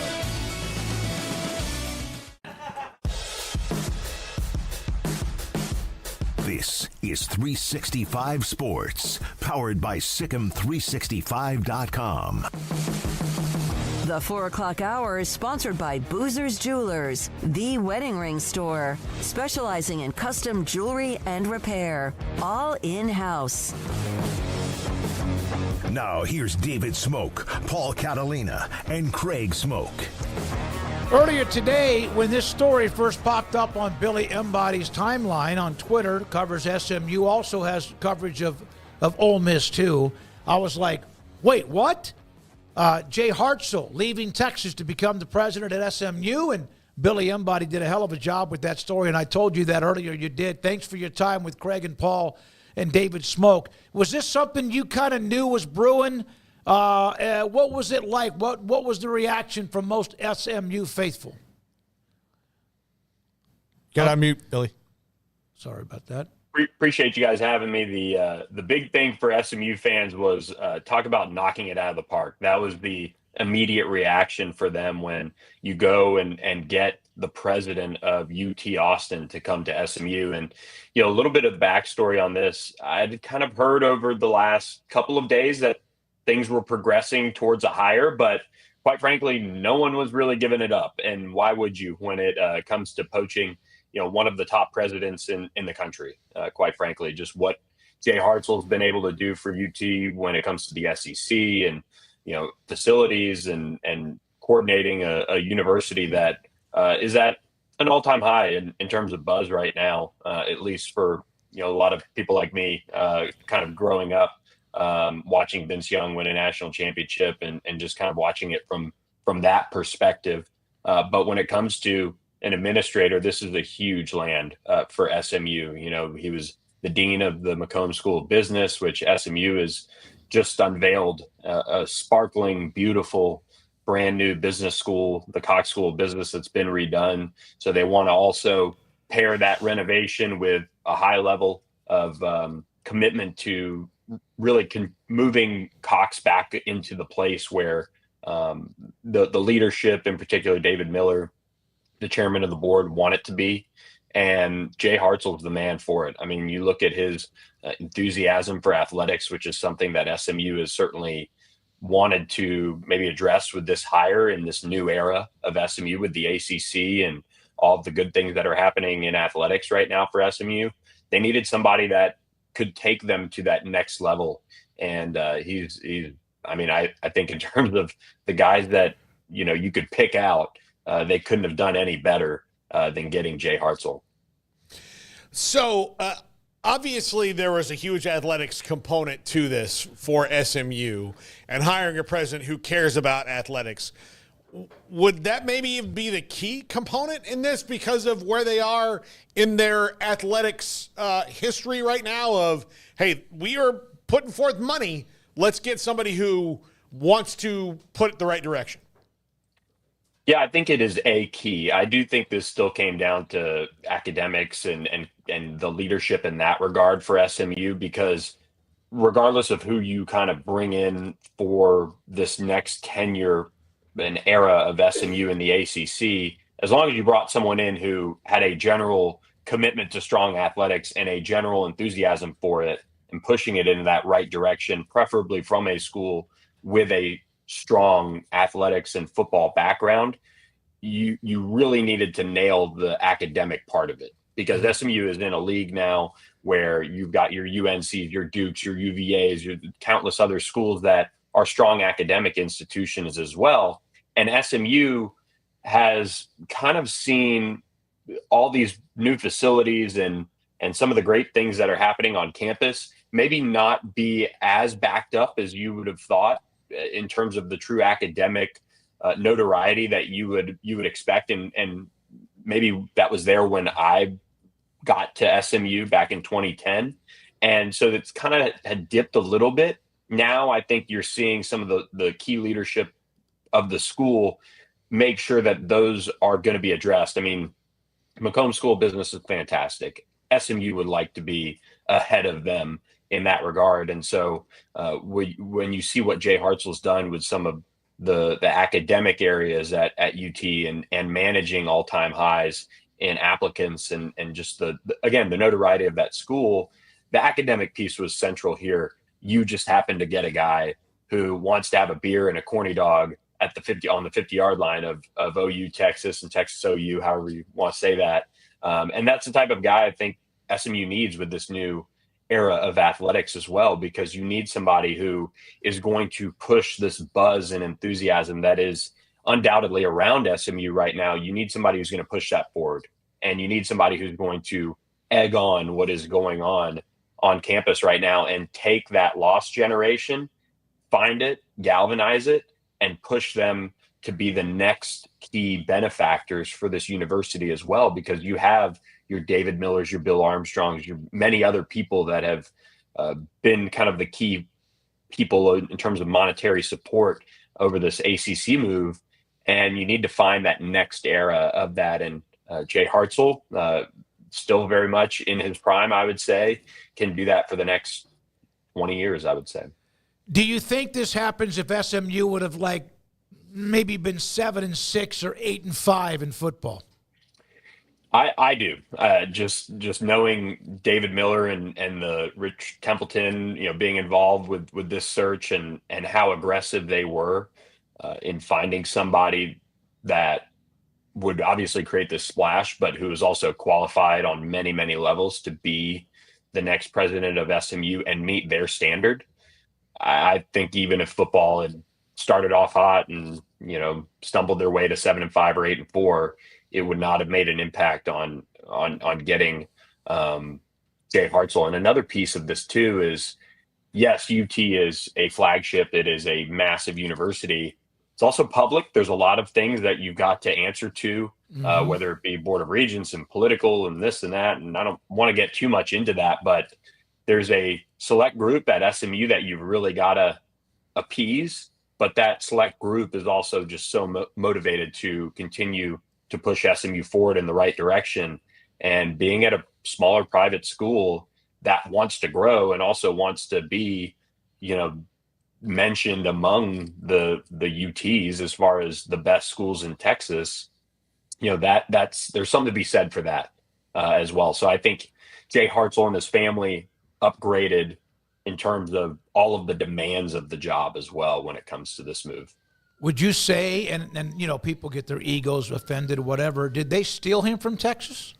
Yeah, yes. Yeah, I can confidently say that. I mean, this was kept under cloak and dagger for a long time. And I think talking with some just general friends of mine too, that have been able to spend time around Jay Hartzell, whether it be luncheons or, been lucky enough to be key benefactors or big enough benefactors that they get audiences with him. A couple of those people are beyond shocked that this was pulled off. I mean, even Vic Schaefer, the women's basketball coach, basically the news was broke to him on his weekly Zoom or a press conference availability, and he was just in shock. And this is not that president was kind of on the outs, or UT was looking to upgrade so they let him go. This is SMU backed the truck up, paid him a pile of money, I'm sure, but there's also all of the aspects that I mentioned earlier when it comes to just the demands of the job and where universities and public universities are at right now. Going to a private that has some of the values that SMU has and wants to be and wants its campus to be about. This was a tremendous move for Jay Hartzell and his family to be in that environment, and it's something that they obviously wanted to do. What do you think you see as the next steps for the athletic department with it's one thing to go all out to be in the ACC and say, we're going to do this and we're going to take these financial risks to do that without the money coming back from the TV contract on our end. But then when you do make the college football playoff, first rattle out of the box, year one, there's enthusiasm that will come with that, where some people who might have been like, okay, I'll be in a little bit, but not all that. There's probably some more enthusiasm. What's the next phase? Yeah, for athletics, this is a pivotal time, and it's a time where you can't sit around and kind of wait for donations to come in or wait for the what's next or SMU's arrived, because that's going to have you hanging out around mediocrity. And I know Rhett Lashley, I know many of the coaching staffs on campus, they're not sitting back and letting things happen because SMU made the college football playoff. They've got to reload and get more talent. But in terms of the athletic department as a whole, there's only one way to experience, what SMU did, and you have to go through it and take all your notes and know, well, okay, we know that we fall short in this area, or we need to improve in this area, or we're really strong here. We don't have to, we just have to kind of keep that going in the right direction. And I think where Jay Hartzell can come in from his angle is, I don't think it's any secret that DKR used to kind of be a wine and cheese situation for folks to go to on game days. And now it's a party. They've got the drone shows. They've got the new expansion, the end zone complex. SMU, on a smaller scale, enjoyed a little bit of a revival on campus with, selling out Ford. Well, you see all the great venues that SMU's been able to play in this year. That leadership knows that Ford Stadium needs to be expanded at some point. They know that rev share is on the horizon. They know that NIL is still very much in play, even if your revenue sharing is happening. So Jay Hartzell needs to find out if the people in the athletic department can take it to that next level. And I think that's something he's going to evaluate very closely, because this is a period of college athletics for every school where if you can't raise money to the tip top level, then, you might be finding yourself a new job. And I think that's the biggest area where SMU has a chance to capitalize on, is not hitting up the same people over and over again. They need to grow that loss. They need to take that loss generation, and they need to find people who are excited about what SMU is doing athletically and capitalize on it and grow their financial balance in terms of donations, because this is like you mentioned, with giving up the TV revenue, SMU's making more in TV dollars than it was in the American, just from the tiers 2 and 3 that the ACC is giving them. But you still have to compete at the highest level monetarily, and that takes a lot more money than they're getting. Billy, we'll have you on maybe once the spring football gets going or whatever to check in, because obviously a lot of momentum for Coach Lashley and SMU football. Great stuff with the story. Good for you. Thanks for your time. We appreciate it, and have a great rest of your day. Anytime, guys. SMU UNC tonight at 8 Central, too. Oh, that's right. That's where this isn't my bedroom. This is a hotel. Yeah, ready for that as well. Yeah, good luck. Have fun covering it. Yep, thank you very much. Billy Embody covers SMU and Ole Miss for On3 Sports, and in Chapel Hill for the North Carolina SMU men's basketball game. I sent you this, Garrett. Did you have a chance to show it? I can't do the graphics like that on the... You can't just put the tweet up? No, I'm just asking. Don't do it then. You get huffy. I just asked you. There's an image of Chris Del Conte, Kevin Eltife, who's of course head of UT, and then Steve Sarkisian together, unified, focused, relentless, together with our Board of Regents Chairman Kevin Eltife, and then CDC, and also we're locked in. Let's make history. So there's that picture of the solidarity as they now look for somebody who will become their next president to replace Jay Hartzell. When we come back, Craig Smoak off the radar. This is 365 Sports. Marco's Pizza. Pizza lovers get it. Pizza lovers at Marco's, the fastest growing pizza brand in America. Bob Mock owns 5 stores in the Waco area: Hewitt, Woodway, Robinson, Chita Spring, and also Belle Meade. You got a couple of new deals. Marco's Real Big Pizza Deal. What this is 30% off all menu price pizzas. Use the code if you order online. Big deal. Order now, and that will be yours. Also, the mega meal deal that includes the one-topping pizza, cheesy bread, Cine Squares, and more. So you get the pizza, what you want, that taste, and then also you get a little bit of something that's got some sweet to it with the Cine Squares. Healthy appetite. They have that with cauliflower crust and then also salads. New breadsticks available. They have that. Specialty pizzas. And a soaring franchise tradition at Marco's Pizza. Territories available. Marco's Pizza, the fastest growing pizza brand in America. Marco's Pizza, marcos.com. It's the first of the year. It's the first month of the year. How many times have you said, man, I got to start working out? I need to get back in shape or get fit. Need to drop a few pounds. It happens every year. And how many times every year the month of January rolls by, and the next thing you know, you really haven't done much. It's almost like the American way, right? But how about now? Waco Regional Tennis and Fitness has set up a fitness bingo. Sweat, play, and win. Reach your goals. There are 5 columns, top to bottom. And here are just some of those. This is where you check it off as you go. Take an indoor cycling class. Attend a yoga class. Walk 10,000 steps in a day. Attend a bar class. Complete a 2-minute plank. Do 100 push-ups in one day. Run a couple of miles on the treadmill. At least try. Do 50 squats in a single session. Work out with a partner. Drink 2 liters of water per day for a week. Try a group fitness class you've never done before. Stretch for 15 minutes. Do any kind of outdoor workout. Spend 15 minutes in the sauna after a workout. Do a workout with dumbbells. Take a body shaping class. There are so many different parts of this fitness bingo. Waco Regional Tennis and Fitness on Lakeshore Drive in Waco. Established in 2007 and independently owned, Alliance Bank Central Texas is committed to helping families and businesses meet their financial goals. From their tellers to their board of directors, they know the importance of superior service and competitive products. Customers have confidence knowing that their financial needs are in good hands. It's your bank, Alliance Bank Central Texas, with 2 Waco locations, 4721 Bosque Boulevard and 191 Archway Drive on Highway 84, and at alliancebanktexas.com. Member FDIC and equal housing lender.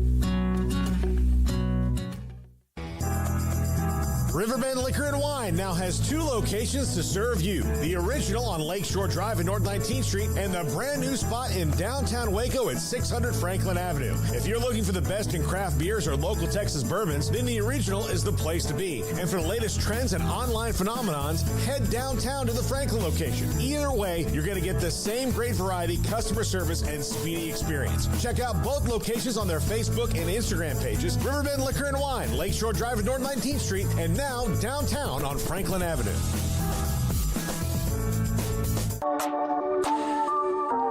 This is Craig Smoak's Off the Radar, presented by Alliance Bank. They take pride in making banking easy. AllianceBankTexas.com. Welcome into Off the Radar here on 365 Sports, taking a look at some stories outside of our normal college football discussion, and got a few different things today. I do want to get into the playoff and the teams that are still standing in all-time wins, but we'll do that on Thursday when I can get a graphic together. But I want to start off by saying that last night, I don't know how many people had an opportunity to actually catch any of it, but WWE's Monday Night Raw made its Netflix debut. And I don't bring that up to really talk about wrestling at all, outside of the fact that saw a comment today from Patrick Crakes, who is our buddy and somebody who's worked in the TV industry for a very long time. And I don't think you'll really enjoy what he had to say in regards to not necessarily the WWE, but just things in general, because there's this big story about Fubo and this whole to-do with them having a merger and dealing with what Disney and how all this is going to work. So we're still very much figuring out how things are going to operate. Random person just walking in, but thank you very much there. What is on average? Once a month? I guess so. No, it's more than that. I like when people just poke their head in and just look around, and there's just a room full of people staring at them. And there's a sign that says what we are. Yeah. Okay. Yeah. So anyway, there's all this stuff going on with pay TV and cutting the cord and everything like that. And Patrick Crakes made mention in response to another article that Netflix passed the NFL distribution test, which means the trend of more must-have live sports on more and more paid-wall distribution platforms continues apace. Eventually, fans will have to get used to not seeing every game unless they're prepared to pay for multiple video services. And I think we kind of know that the writing's been on the wall there, but last night, I bring all that up because last night was the big launch of WWE on Netflix, where for the first time in its history, they were doing Monday Night Raw, not on network television, but on Netflix proper. And Netflix has started to dip its toes in the water when it comes to, the Paul fight with Tyson. You've had their various reality shows, but those aren't live, obviously. But the Paul fight versus Tyson was one of their big measuring sticks. And then, obviously, Christmas Day with the NFL broadcast, which we haven't talked about. I thought they were good. It felt like they kind of put together an all-star cast from all the other networks, in terms of the studio talent and just kind of who they had. It's like they just rented out everybody from Fox, ESPN, wherever. So it was like Kay Adams is with RG3 and Ryan Clark or whatever it ended up being. Yeah. But, I thought that they put on a pretty good broadcast. I didn't notice anything that was, anything that left me walking away going this will never work or I will never watch this again. It seemed like a regular NFL broadcast. And last night I was very curious on how it would work with Monday Night Raw. And I have to say, I was sitting there watching as the countdown clock came on. I'm like, wow, I've never really watched live anything on Netflix besides the NFL game. And it went off, from what I could tell, without a hitch. 3 hours plus, actually, of live programming, just like they've been doing it on the USA Network for the longest time, and SmackDown on Fox, and all the various stops they've had in between. But that's the new normal now, is Monday Night Raw on Netflix, and I'm just now very curious to see how far they keep going, because over the last year alone, you've got Paul Tyson, NFL Christmas Day, and now what's going to be every Monday night, every week of the year. I think pretty much 52 weeks a year with Monday Night Raw. So live programming on Netflix, and this timely quote from Patrick Crakes on how we're all going to have to spend more money to watch all of the games now, as opposed to, this cable thing sucks, let's get rid of this. And now you need 7 streaming services to watch a full NFL season. Are we better off or are we not? I don't know. But WWE last night, I think they are in a better place. There were no restrictions, really. There's no cursing, was fine because you're on Netflix. The commercial breaks were pretty quick. They didn't have like the full-blown commercial breaks, and it pretty much went off without a hitch. I enjoyed it. I mean, it was definitely, though, from a fan standpoint, it was not a normal Monday Night Raw. It was like, let's flaunt all of the legends that we have. I saw the Hulk Hogan appearance. Yeah, right? Hulk Hogan got booed out of the building. Everybody else got pretty much embraced. Like, The Rock was there, and everybody was pretty much there last night. Stone Cold wasn't there, but like, it was very much of like, we're the WWE, and here's what we've done for our entire existence, and let's play all the hits with some big time matches sprinkled in between. But yeah, went off without a hitch, and so successful. And what do you guys think about the future of streaming and these games and these things we're going to be watching? I think Netflix and Apple and Amazon are about to have everything. I mean, they really are. And Apple will be the last one over the wall because Apple doesn't really need anything. I mean, because they're Apple, like they could just start a country right now and be better off than most in the world because of their market cap. But I think that the networks are going to have to try really hard to ward off Netflix and Amazon. So the Pac-12 was right. We heard that the one guy we met said that it was a better deal than a lot of people, but you couldn't sell it to the coaches and you couldn't sell it to a lot of the people. But maybe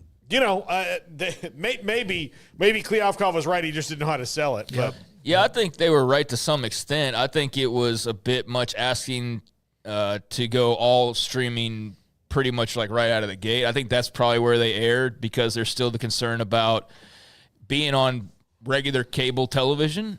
So, I mean, I think that Kliavkov had a vision of the future. I just think it was a little bit too soon to go all in the way that he was planning on going all in. But yeah, I think that's something people look back on and will definitely question, how wrong he was or how right he was. Ultimately, it obviously didn't work out, and whatever was put out there helped stamp that out from being something maybe bigger, but it also might have failed miserably. We don't know. We won't ever know. How many streaming services do you pay for, Paul? 4. Craig?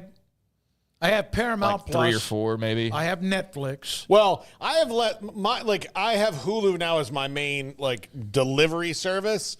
And with that, every time they have a special on another streaming service, I'll pay the extra, $3.99 for a month and then change off. But yeah, I'm curious. I've kind of dipped into that more than I thought I would. Yeah, I mean, I think we all are going to be forced to. That's kind of the point of Patrick's quote there. But yeah, you see something like Monday Night Raw blasted out there live with little to no hiccups, and it was definitely a successful launch, and that's going to be their new home. And as far as watching that versus just popping on USA Network, there was nothing all that different. Just instead of Law and Order or something, rolling the credits as you flip the channel to watch the show, it was just a countdown clock. And then there was a little interruption at the beginning, or a little delay of where the clock hit zeros, and then it just kind of stayed there. And I was like, oh no, are they having issues right out of the gate? And then after what felt like 30 seconds was probably more like 5, finally the intro rolled, and you're like, okay, thank God, they're actually going to get this thing launched properly. And then after that, I didn't notice anything. I wasn't watching as a Patrick Crakes would for every little logo, and right. But they had some really cool graphics. It felt like a regular show for 3 hours, and yeah, I enjoyed it. So I'm definitely going to watch more WWE on Netflix, and I'm just curious. Based on the Netflix moves in particular this last year, boxing, pro wrestling, NFL, I think they're just getting started on what they're going to eventually, have. And already just an incredible series of whatever. Mike in Ohio, and last week was the first simulcast of AEW on HBO Max. Yeah, they also, absolutely. Nice AEW mention there. Can always appreciate that. But, yeah, they simulcast on Max. So, wrestling as an industry spreading its wings through streaming and cable companies and just overall entertainment. So, yeah, good for both companies. But big night for WWE, and just interesting that we're all going to end up paying more. I thought cable was expensive, and so we got rid of it to get what we wanted. But now we're going to pay more for everything that we wanted than we were paying originally, probably. Corporate America is on a heater right now. So yeah, every time they take a body blow and it looks like, okay, they just find a way to reorganize it until we decide to bust some trusts. Yeah, this is going to keep happening. So. Well, if you're the WWE, they talked. I mean, a lot of it was like, it was circle jerk central. Like, it really was. It was like, here's all these people, and it was great if you're a wrestling fan. It was great, but they kept talking about the audience, and this is the best it's ever been, and all that. And I do agree, like, from a watching standpoint, it's about as good as it's been in a really long time.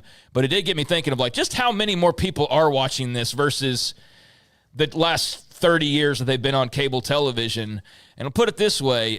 This is not a great comparison, but the U.S. pay TV industry, last updated in September, so we're a few months down the line.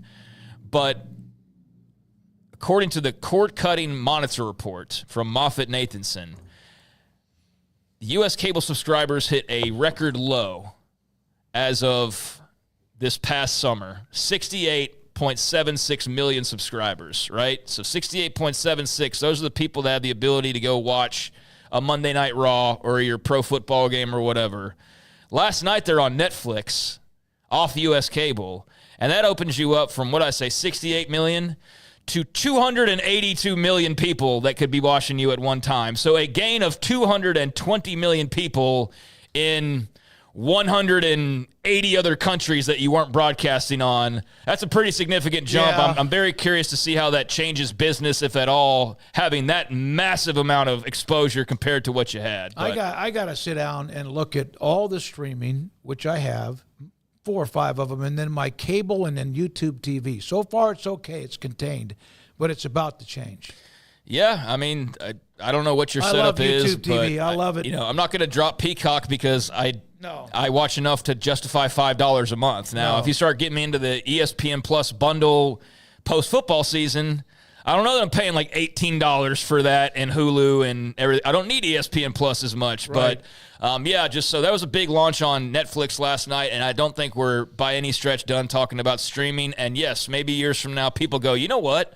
George Kleofkoff had the right idea, and the pack could have been saved, but too little, too late for that. So, anyways, very interesting to watch that. And, yeah, it looks like we're only going to be spending more and more money as sports fans to keep up, and we'll see how that keeps pace over time. Speaking of streamers, though, Amazon, I did see this note. They've got their Prime Video studio show with their NBA coverage that begins next season, so they're starting to fill in some of the roles on the studio show they're going to have. And there was a lot of talk about Ernie and the boys over at TNT and whether they might, take that job and simulcast or do whatever they were going to do. But they're not a part of the mix, obviously. But who is Taylor Rooks, but also Blake Griffin and Dirk Nowitzki hired by Amazon to be a part of their NBA coverage next season and their Prime studio show. So, yeah, Blake Griffin, I think you can see the entertainment factor with him. Seems like a guy who's going to probably be pretty good on TV. And then Dirk Nowitzki, that's my favorite basketball player of all time, so I'm always glad if Dirk's got good things going on. But, yeah, there's a couple of hires for Amazon as they start to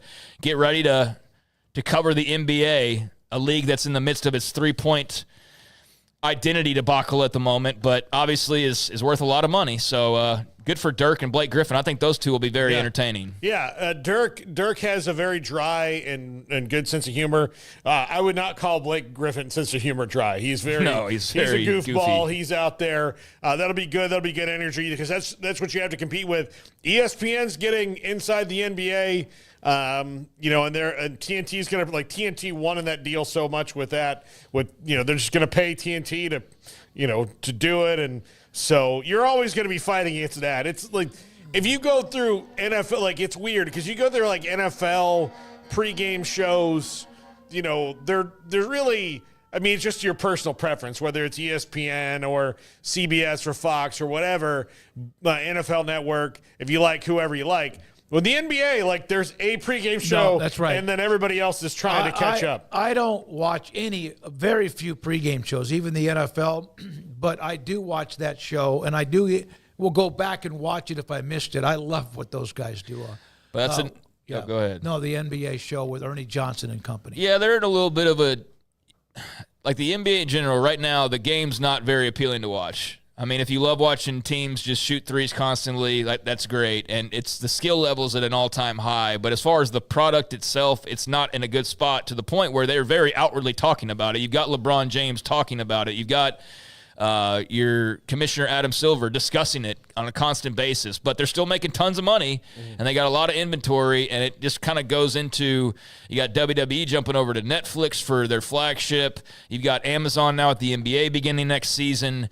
And guys like Nowitzki and Griffin joining. So, again, just more signs that sports and streaming is here to stay and only getting bigger as we move forward. Meanwhile, off your television sets or your cell phones, there is another job open in the NFL as of today as the head coaching carousel is ongoing, and the Las Vegas Raiders have joined the party, firing Antonio Pierce as their head coach after a very short stint there out in the desert, and a guy who was very popular with the players, a guy who had earned the job after an interim stint last year, proved successful enough to go ahead and give him the keys. But obviously Raiders back up near the top of the draft. They are not very good. They have no quarterback whatsoever. I mean, they got a lot of issues, but that job is now open. So that gives you 6 head coach openings as of right now. You've got the Chicago Bears, you've got the New England Patriots, the New York Jets, the Jacksonville Jaguars, New Orleans Saints, and Las Vegas Raiders.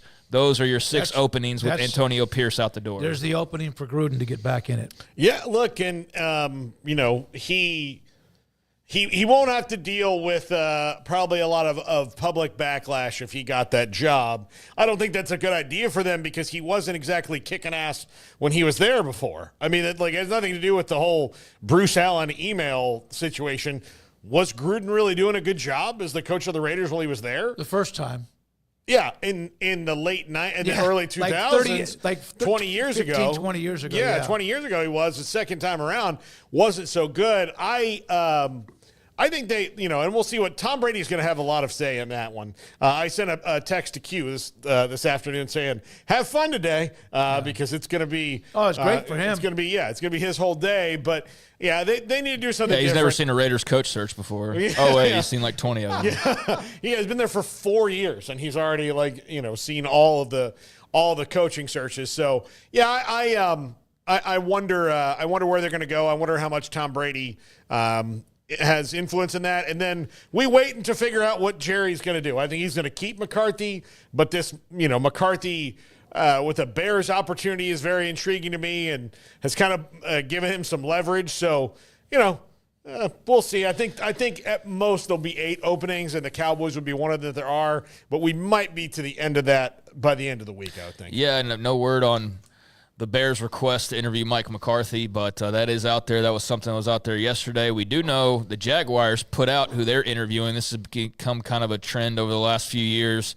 But to give you an idea of just like the pool of candidates, for Jacksonville at least, Kellen Moore, which is not a surprise, Todd Monken, Joe Brady, Liam Cohen, Ben Johnson, Aaron Glenn, Patrick Graham, and then, of course, the list refreshes right as I was looking at that. But that was the bulk of them. And a name I did not see on there, here's the last one. Robert Saleh was actually another one they requested to talk to. Joe Brady, that's obviously a very interesting name. Todd Monken's a very interesting name.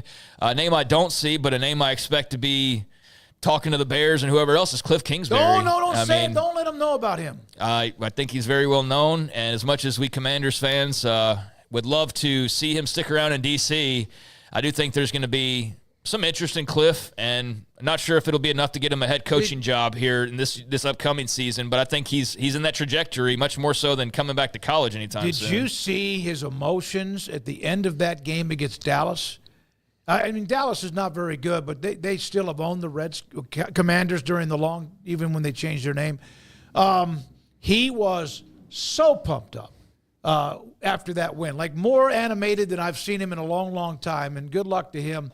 I'd love for him to get another opportunity to get himself back as a head coach somewhere.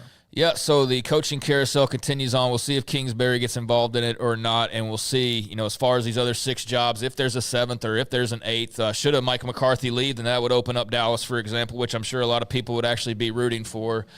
Paul doesn't want to talk about that Commanders game the other day. I'm about the greatness of the Washington I'm thrilled about it. Football franchise. Thrilled about it. Locked him into the top 12. They're not going they're not going anywhere. I don't want them to try.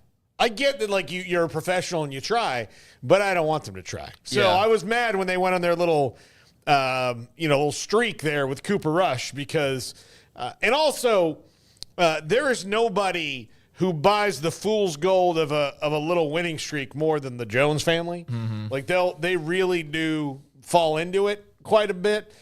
So that's when, Smokey's been ragging me about Rico Dowdle for a month now. Number one, should they sign him? No. Yes. No. They'll just oh, we did it. We discovered another one. We're the best. He's the best thing they had on offense after CD left. Well, yeah, that's true. He was good. Well, that's not saying a whole lot, but the Chargers, speaking of Zeke, though, he got cut by the Cowboys. They did that as a favor, and sure enough, the Chargers are signing him apparently. So he's going to get to play in the postseason despite not doing much at all for the Cowboys this past season in the big reunion.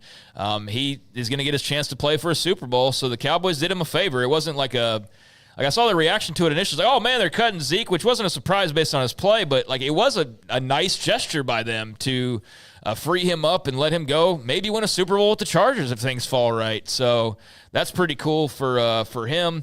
And a final thing here. Can I about he is not a Ring of Honor player. Oh yeah, you sent me that the other day. I sent you that note. Who thinks he is? Oh, no. Jerry, and it was brought up when they made the decision, brought up that they felt like he would be highly discussed as a possibility of entering the Ring of Honor. Okay, the other running backs in the Ring of Honor Don Perkins, who was more Tony Dorsett and Emmitt Smith. Yep. And I think that's Calvin Hill? No, he's not in there. I don't think so. Okay. Yeah, I don't know. I think that was maybe a radio sports topic that got asked to Jerry, honestly, because I don't think, I guess the timing of it, Ezekiel Elliott's leaving, so, hey, we'll ask this question now, but, how did the question even form in your head to begin with? Because shouldn't you automatically in your head be going, hey, do you think Ezekiel Elliott's deserving of the ring of, oh, wait, no, he's not. And that should have been the extent of it, but instead, you actually go and ask Jerry that question. I don't think he's in any way, shape, or form a Ring of Honor inductee. Absolutely not. But who knows? Jerry's at that age where anything's possible, I guess, at this point. 2 running backs, because Perkins was a fullback, and he was a part of that early years when they got really, really good with Meredith and company. You have Emmett and Dorsett. That's the standard. And it's going to be hard for anyone even to sniff that level of standard. But no, not with Zeke. No, so I think that was maybe a sports radio topic that carried over in an interview with Jerry or something. But regardless, you do have those job openings and now the draft set up there at the top. Tennessee Titans will get the number 1 pick. It did look like it might be the Bears or might be the Jets, but the way it falls now, it will be the Tennessee Titans. And a lot of the mock drafts I'm seeing have old Cam Ward as the number 1 quarterback off the board over Shedeur Sanders. I think you could probably split hairs on the two of them. Really, they're both quite good. I personally would take Shedeur Sanders. That's who I would take. But and it'll be interesting to see what the Titans do. They're going to draft a quarterback. They just fired their GM, so they're hiring a GM who's going to draft a quarterback and start anew. It'll probably be who Brian Callahan wants, but we'll see. I think they're the same thing either way. They can draft them, and if they don't do anything to help them, it doesn't matter where they go. So Tennessee with the number 1 overall pick, so Shedeur, Cam most likely. Number 2, the Browns, their forever spot basically. They rename a top 5 pick after the Browns franchise. The Giants at 3, Patriots at 4, and then that's where it gets a little bit iffy on who's going to fall, when, and where from 4 all the way to 13. That won't be decided until the end of the playoffs, but I guess some of this is still up in the air. But, the draft getting set up, and you got the Titans and Browns right there at the top. So I wonder what the Browns do. Well, they're at 6, right? Or 5? 3. They're at 3. Sorry. They're at 3. Sorry. I get everybody confused. No, they're at 2. They're 2? Yeah. Oh, then they'll take the other quarterback. That's what they're going to do. Deshaun Watson's not going to play another snap for them. They're kind of screwed on – he's hurt even more. How much money do they owe him? All of it. All of it, yeah. That was the most ridiculous contract ever given the circumstances. But there you go. The draft order is now set, so that'll be fun to get into. And there's a few things off the radar. Man, there's a lot. By the way, Craig, while you were before off the radar, there's a video by Corey Mose, who's a TV guy down in Austin. When Vic Schaefer, the UT women's basketball coach, was asked by Chip Brown about Hartzell leaving, he didn't know. Oh, man. He said, I've worked for some really good presidents. He's the best.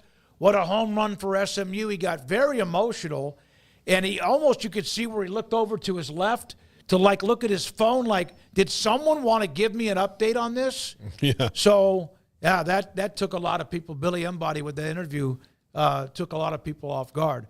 So why did Hoke get booed? Because he's in California. Because he's been caught on camera throwing the N-word out as of years ago. He's just kind of a piece of garbage in a lot of ways, at least publicly. He's been in a lot of messy situations. The porno tape a decade ago, that wasn't his fault. He made a lot of money, and thankfully he did, because I don't know how much he'd have if not for the Gawker lawsuit. But there was that whole ordeal. So at bare minimum, you got victimized because you were caught on secret camera, and that's a whole nother story to itself. But you're still an adulterer. You're still running out on your wife. In the midst of that, regardless of whatever agreement you had, the public doesn't care about any of that. You had caught on camera saying the N-word, and he's not been the greatest guy. And so last night, they're trotting out all these legends, and The Rock is right there at the very beginning. He's like a part owner at this point. So he's always going to be a focal point, but he gets the huge ovation, and all these other people get huge ovations, and Hulk comes out. And earlier in the day, they'd announced that he's got this new beer, real American beer. Yeah. And he's now one of their sponsors. So they're I think WWE's actually in business with him to some extent. So that's part of the partnership.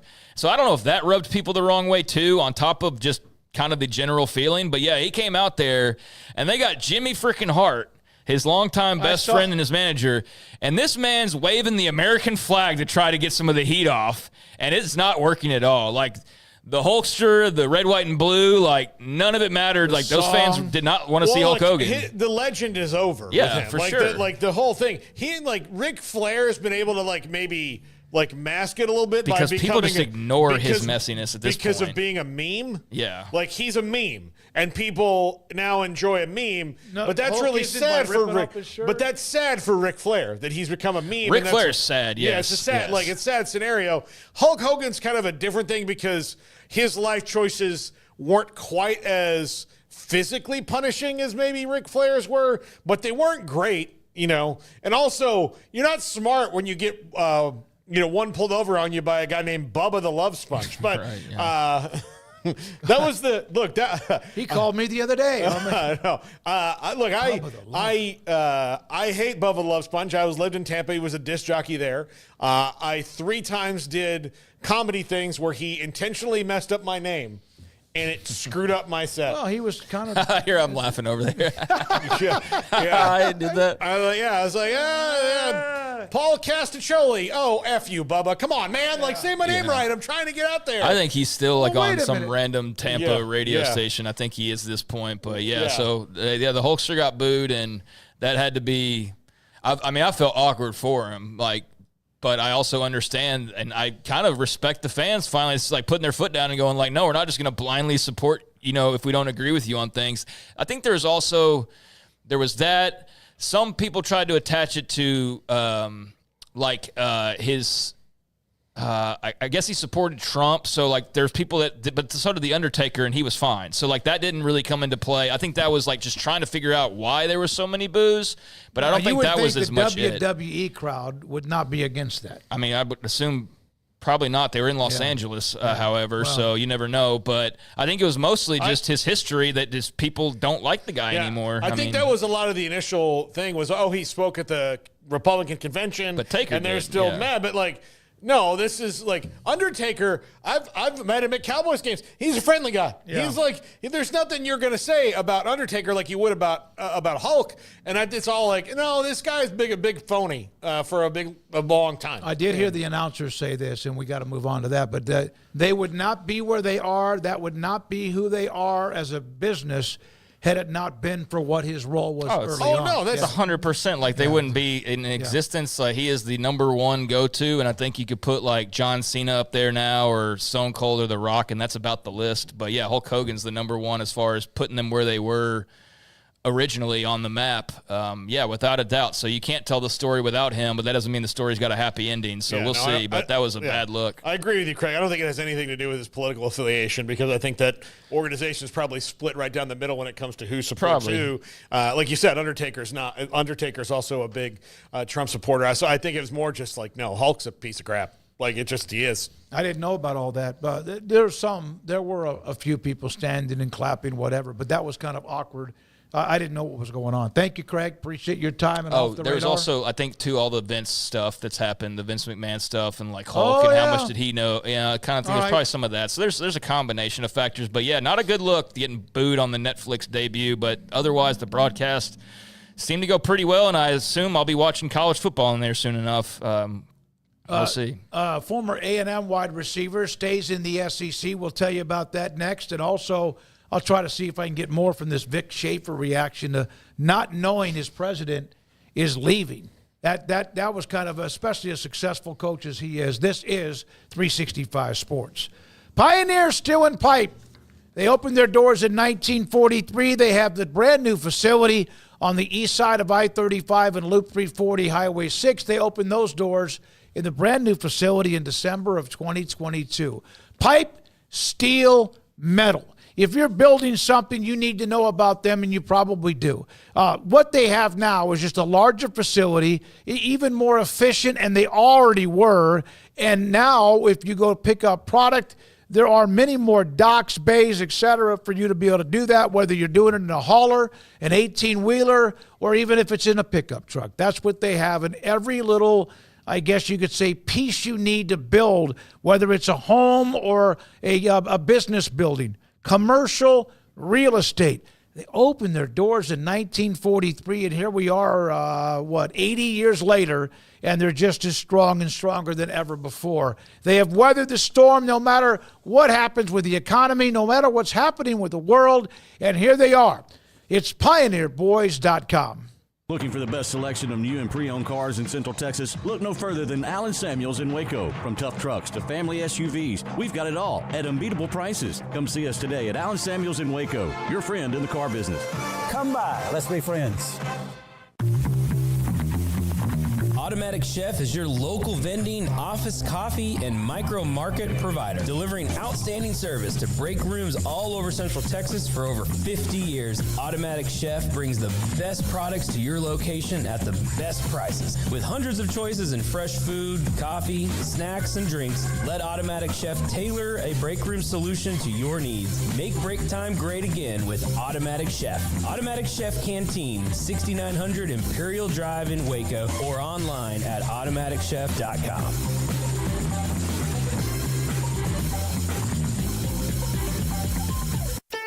Don Humidor, your home with a 48-foot walk-in humidor with the elite cigar brands from around the world, including the #1 cigar of the year, Aging Room Cuatro Nicaragua. Plus, they have the great brands like Macanudo and Artur Fuente, Rocky Patel, Aston, and so much more. CBD, great for sore muscles, aches and pains, sleep, Vita Dreams, and anxiety, mild depression, general health and wellness. Their staff very knowledgeable on the subject. Don Humidor in the Townwest Shopping Center off Valley Mills in Waco.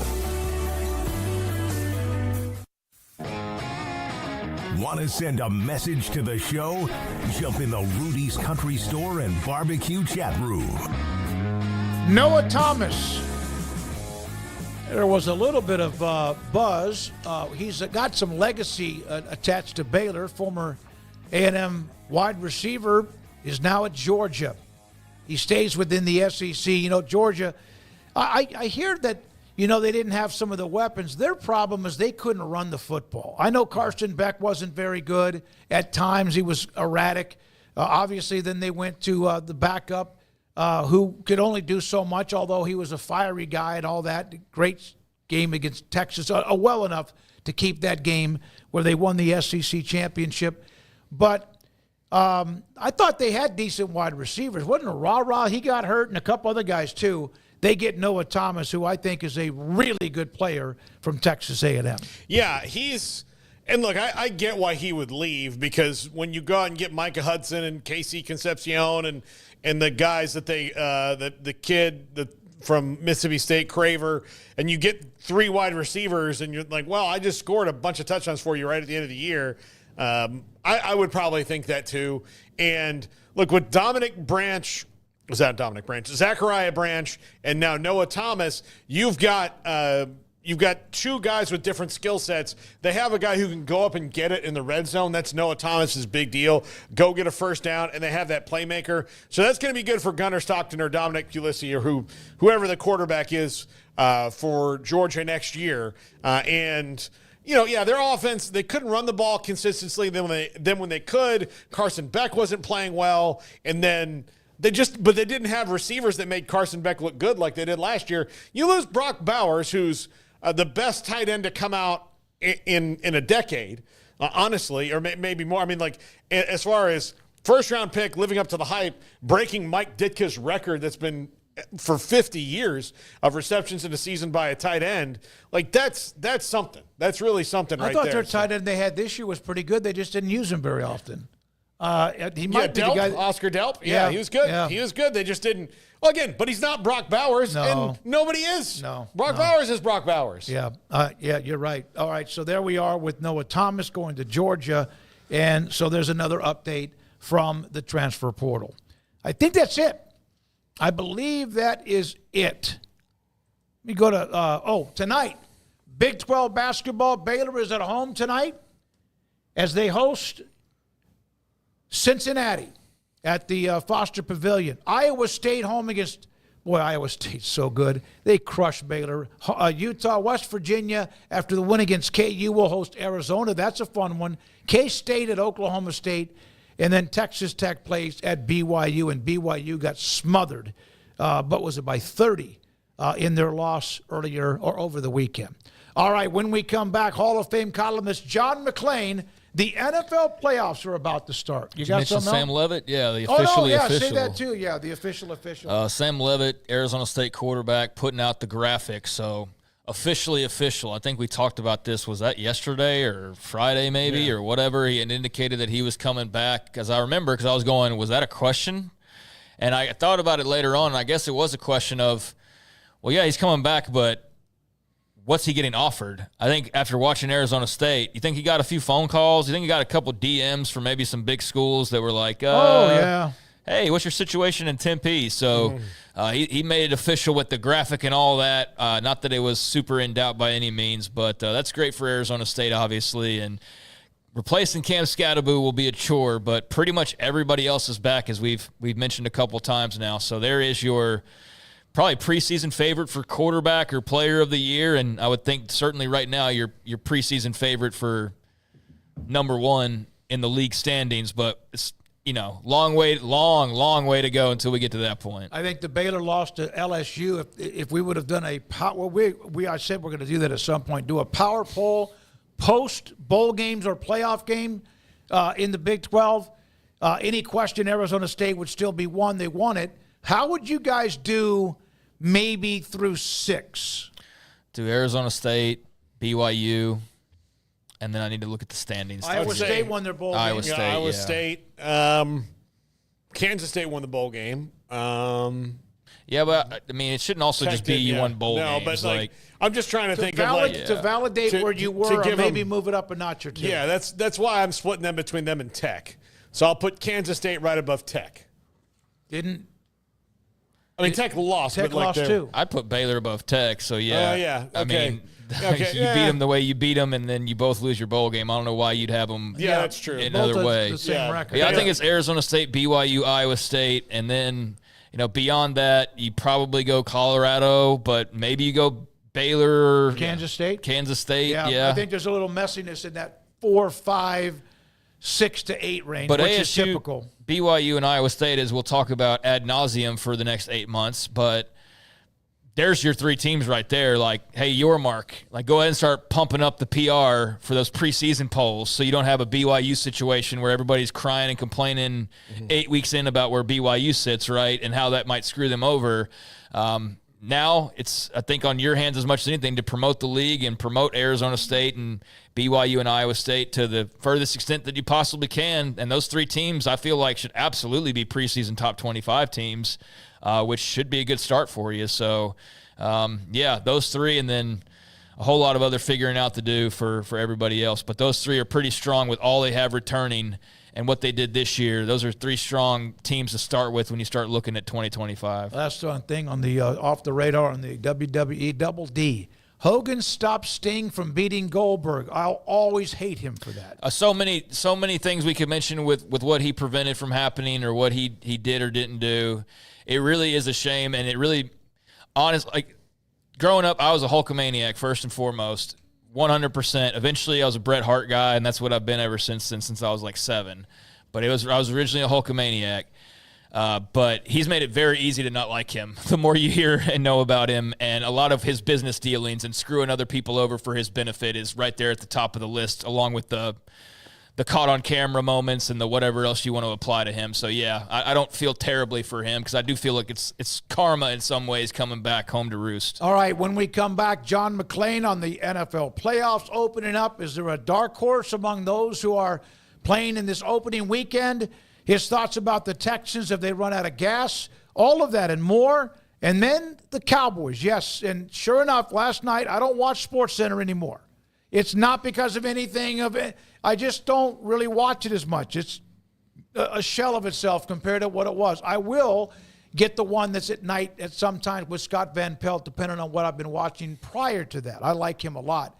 But sure enough, they opened up SportsCenter. I think it was yesterday evening or this morning with the Cowboys and Mike McCarthy. It's a big story, always will be. Jerry loves it no matter if he knows what he's already going to do. John McClain on that. This is 365 Sports. Waco Custom Marketplace, your hometown grocery store, 425 Lake Air Drive in Waco.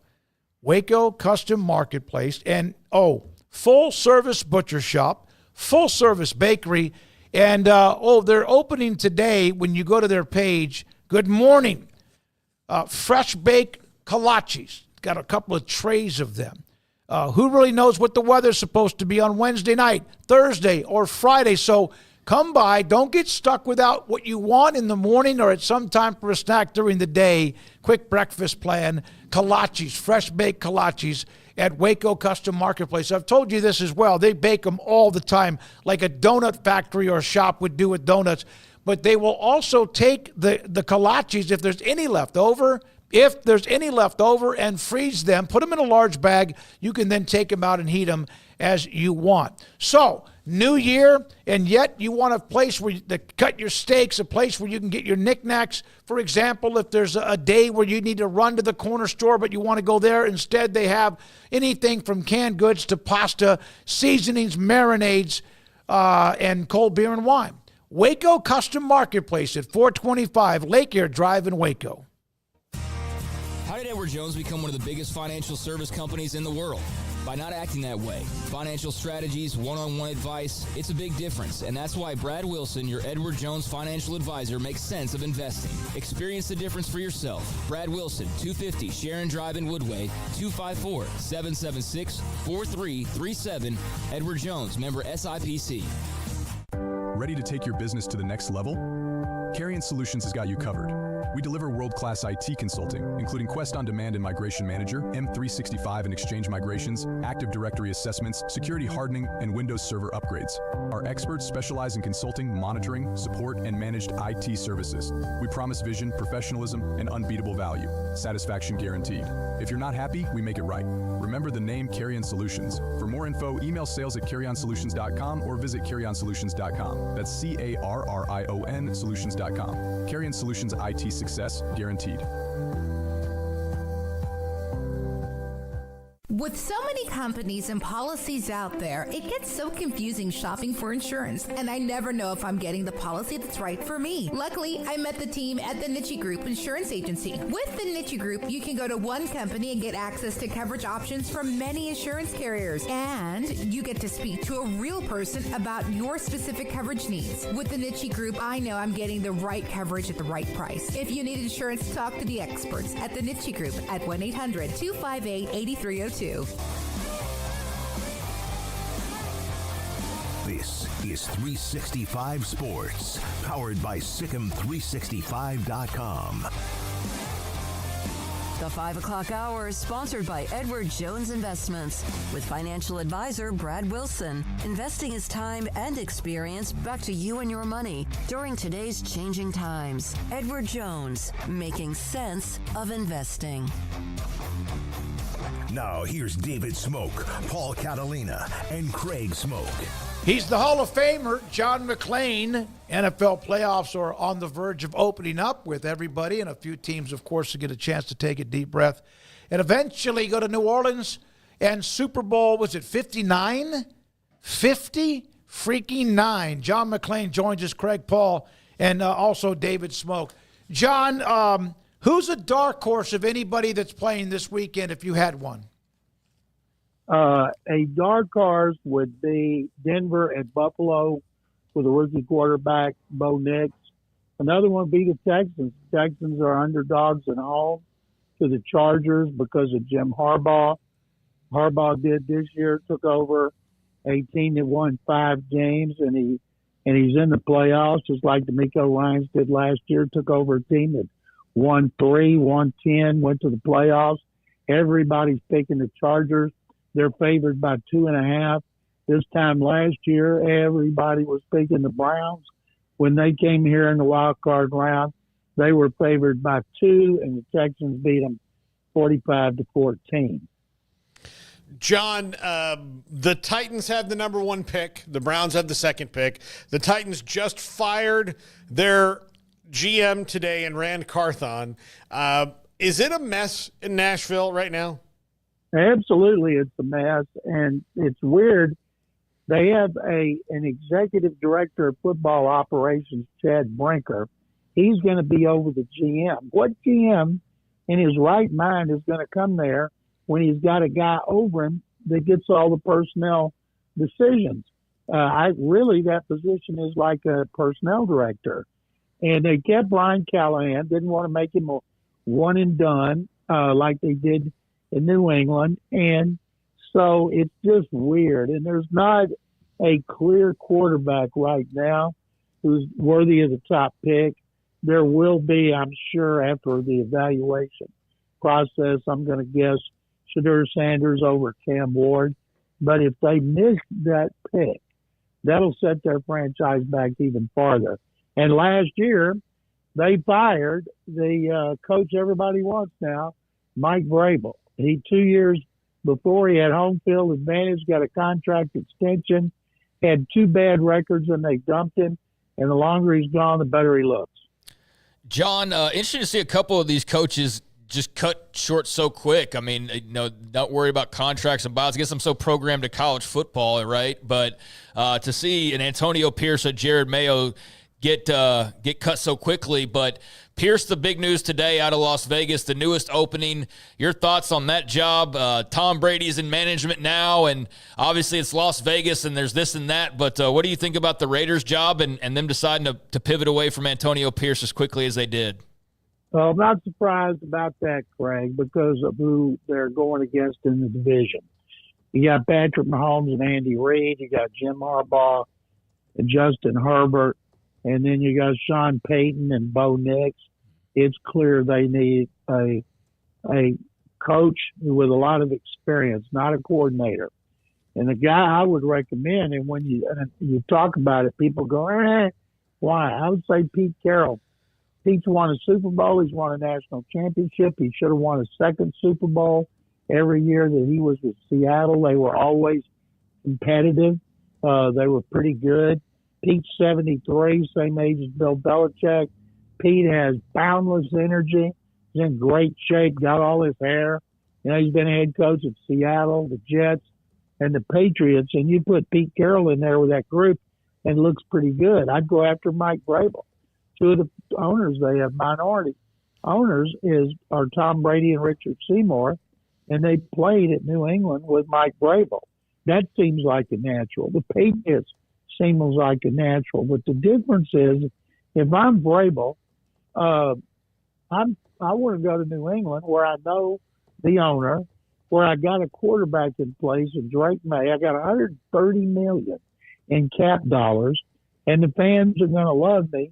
And the AFC East, with the Jets and Miami not being anything special, the Bills are. But are the Bills going to win the Super Bowl? I don't think so. Give me that over competing in the AFC West or the NFC North, the best division in the NFL, or Jacksonville. Jacksonville has the least amount of pressure and the quickest chance for success because Jacksonville is in the AFC South with the worst division in football. Rod Mayo was not ready to be head coach. He was handpicked by the owner, Robert Kraft. People always said he's going to be head coach at some point. They just didn't know it was going to happen so fast. And that certainly didn't work out. It appears they hired him because he did well when he was the interim coach, but it was clear, like Rod Mayo, he was just overmatched. Do you think Jerry actually knows what he's going to do, but he's going to let this linger as long as he can because he loves being the lead story on SportsCenter every morning, afternoon, or night? Yeah, maybe Jerry will give it up, become an actor. I'm guessing everybody's seen that on Landman, in which he was outstanding doing that. And I don't think in his scene he was ever in the room with Billy Bob Thornton and John Hamm because it never showed them together.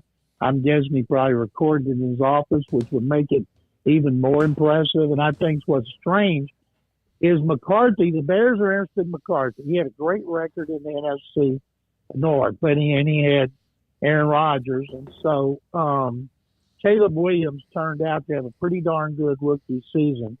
And so that is an attractive job other than the competition. And wouldn't it be interesting if Jerry said, okay, we're interested now to talk about an extension, Mike, and Mike said, well, Jerry, thank you, but I don't want to work for an owner who's an actor. I don't want to work for an owner who's a general manager. I'm going to Chicago. John, to me, I think the Cowboys could get themselves out of the situation where I think McCarthy's stuck. Like, they know what the ceiling is. They know what the floor is. And if I'm Mike McCarthy, like I know that, you know, the Bears in their history, at least recently, isn't as good as the Cowboys. But, you know, what's as good? If you're both not winning Super Bowls, what does it matter at the end of the day? Well, I think he would think they had a better chance there. You know, maybe they pay more money there. Maybe he likes the talent better there. I don't know. All I know is he's got a $60 million albatross at quarterback. He's got cap issues. You know, he could have had a running back. I'd love to know if McCarthy said, let's try to get Derrick Henry. No, the GM says, we got Rico Dowdle. He's going to be great. You never know what happened behind the scenes. And they still need a running back. If they delude themselves into thinking Dowdle is the man, they're making a huge mistake. And they've got a lot of needs, as you guys know. But the problem is you're always going to have Jerry running the show. And the McCaskey family doesn't interfere in Chicago. You know, 150-year-old Virginia McCaskey doesn't want to make personnel decisions. So you know what your limitations are with the Cowboys. And I think that if they cut loose with McCarthy tomorrow, he'd have a chance to get another head coaching job. But, you know, the way Jerry operates, waiting to the last minute on free agents, paying a lot more than he would have paid if he'd have done it when everybody told him to, but that's just their MO. And I've never liked the way they do quarterbacks coaches let their contracts expire and trying to give them a lot of incentives. That's not the way of the NFL world right now. So I'm guessing he'll keep McCarthy. If he sure sounds like he wants to keep him. And I don't know any fans, at least Cowboy fans I know, that'll be happy with Mike McCarthy coming back. John, what do you think of Commanders and Buccaneers? I think Baker Mayfield's had the best season of his career, and Liam Cohen, his first-year coordinator. This will be the second year in a row a coordinator has gone to Tampa, done a really good job, and got a head coaching job because of Mayfield. And they've won that division 4 years in a row. Do you take a veteran quarterback at home, like last year when they beat Philadelphia? But Philadelphia was on a swoon after a 10-1 start, where the Commanders have turned it around. But I'm still going with the Buccaneers in that game, just because Mayfield played the best season of his career. John, the openings in the head coaching, would I be fair in saying that outside of New England being open, that Jacksonville or Las Vegas, Tennessee, etc., are all ownership groups that you would not say are at the tippy top? Well, let's see. The only reason you want to go to New England is because even though Robert Kraft fired Gerard Mayo and had a falling out with Belichick, he's proven to be a good owner over time with all his trophies. And having the cap money and the quarterback in place, it's very attractive. The problem in Jacksonville, Shad Khan, the owner, lives in Chicago. He doesn't get involved in the day-to-day stuff. And the Raiders, besides the division, they don't have a quarterback. And the Titans have the first pick. They don't have a quarterback. The way they've done their situation, that Chad Brinker, the head of, is the boss of personnel, and he's going to hire a GM that has no authority. What GM wants to go there with no authority? You're really looking for a personnel director, so he'll probably hire some friend of his he worked with in Green Bay, and that's fine. Just don't call him a general manager. General managers, usually have final say on everything. So they're kind of a dumpster fire at Tennessee. And the Bears, it's been so long since the Bears have had any degree of success. Matt Nagy had a winning record when he was at the Bears. Now he's getting interviews because he went back with Andy Reid. I can't keep up with all the crisscrossing of coaches. They're all doing Zoom interviews right now. Can't do in person yet. But man, oh man, there's so many names out there. And the only ones I'm sure are probably going to get a job, Ben Johnson and Aaron Glenn, offensive and defensive coordinators in Detroit, and then Mike Vrabel, who everybody wants. The Texans you mentioned could be a dark horse. They smothered the Titans wearing the Love You Blue, by the way. That was interesting. They lost to two really good teams near the end, the Chiefs and Ravens. Ravens beat the hell out of them. What is it about them that if they do it right, and of course everybody can play a really perfect game, but they have to win more than one or two games. If they do what, they will then be a team that could play in the AFC Championship, because there's some really good teams involved. Well, there's nothing they're going to do to get the AFC Championship game. Okay. I think they're going to lose to the Chargers, but if they did beat them, upset them like they did Cleveland, then they're going on the road to Buffalo or Kansas City, and they're going to lose. Every time they've been in the playoffs, this is 8 times now, they've always been in that early Saturday time slot. It's reserved for the Texans. It's the game with the least number of viewers. It's the one almost like, let's get it out of the way. And they know that. They know they've been insulted, but do something about it. Don't win the first game and lose on the road as they have. Let's see, they've lost. They're 5-2 in the playoffs. They lost at home to the Colts in 18. They lost at home to the Chiefs in 15. And they won all their other games, but they've never been in a championship game. Houston hasn't had a team in the AFC Championship game since the Oilers after the 1979 season. I don't even know if they know what it is. And so they're in a position where their offense has not been good all year. It's out of sync. Their offensive line, particularly their interior offensive line, has been terrible. And I don't think all of a sudden they're going to fix it. So I expect them to lose to the Chargers by anywhere from 3-7. They've only had 2 losses this year that were more than one score. That would be the Baltimore game and earlier in the season when they lost at Minnesota. But I would say they could win the first game, and the only way they'd win on the road is if the opponent got mass food poisoning and the team couldn't show up and had to forfeit. Oh, what was the reaction to the Titans and those uniforms that they like to unveil or wear when they're playing Houston? Well, the players don't care, but the fans do. And this is 2 years in a row the Titans have done that. And it's not just the Columbia blue they wear. They have Oiler logos, midfield, end zones are painted Oilers, everything. And it was cute last year, but the fans are mad at the Titans about everything. And when the Texans are playing against Columbia blue, they see red, and they've won both those games. So I think I wrote a column about this on HoustonTexans.com that they better rethink that decision. Wear those colors against somebody else next year rather than risk going 0-3. On the other hand, it could have been sheer genius because they needed to lose that game. Mm-hmm. They needed to lose, get the first pick, because had they beaten the Texans, they might have dropped down all the way to the 9th spot. John, I tweeted this at you, and I know that you don't have replies on this week. Smartest man in America. Yeah, but I did tweet this at you because I think you're the only one who can broker this trade between the Titans and the Texans. The Texans' name is very boring. The only one that's more boring is the Commanders, and that was done out of spite.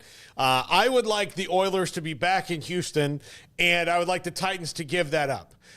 They can keep the records and all that if they send the name, and then we in Texas will send them our 3rd to 5th best brisket recipe. Do you think this is something that we can maybe pull off? Well, you would feel that way, Paul, because you're not a Texan. Yeah. I think even the Cowboys are Texans. Bob McNair told me before he got a team that if he got one, he was going to name Texans because he felt like he's a Texan even though he's from South Carolina.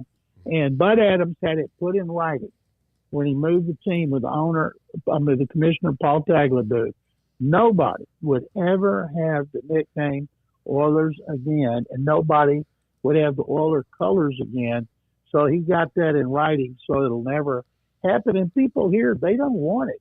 They don't want to be the Oilers. They're the Texans. The Oilers are the Titans. It's awkward, but that's the way it is. They love for the Titans to keep wearing those uniforms so they keep beating them. By the way, at that game last week, the Texas Bowl at NRG, the Houston Texans media relations did a great job. But my God, those areas where we are sitting are very, very tight. That area where the media has their seats. I was stunned at how close those were together. You were in the press box, right? Yep. Mm-hmm. It wasn't like it was packed with, tons and tons of media. It was covered. But I just thought that the spaces were very, very – it made me feel like I'd gained about 25 pounds. Well, you should have moved. You should have moved. Yeah. Pull a chair out. I've never felt that in that press box. What I don't like about the press box is so damn high. And that's why I sit on the second row with a TV over me so I can watch the film and look up and actually see the play. I hope the food was good. They're not in the NFL. It was having really a great good. spread. I'm telling you what. I don't know. What was what were those? Is it like steak? Beef ribs and stuff? Beef ribs were phenomenal. Of course, Kinder's had seasoning everywhere. What they had around the middle of the table with all the sweets and stuff like that. Good Lord. My seat's right by that. When I walk by, I gained 10 pounds. It's incredible what they do.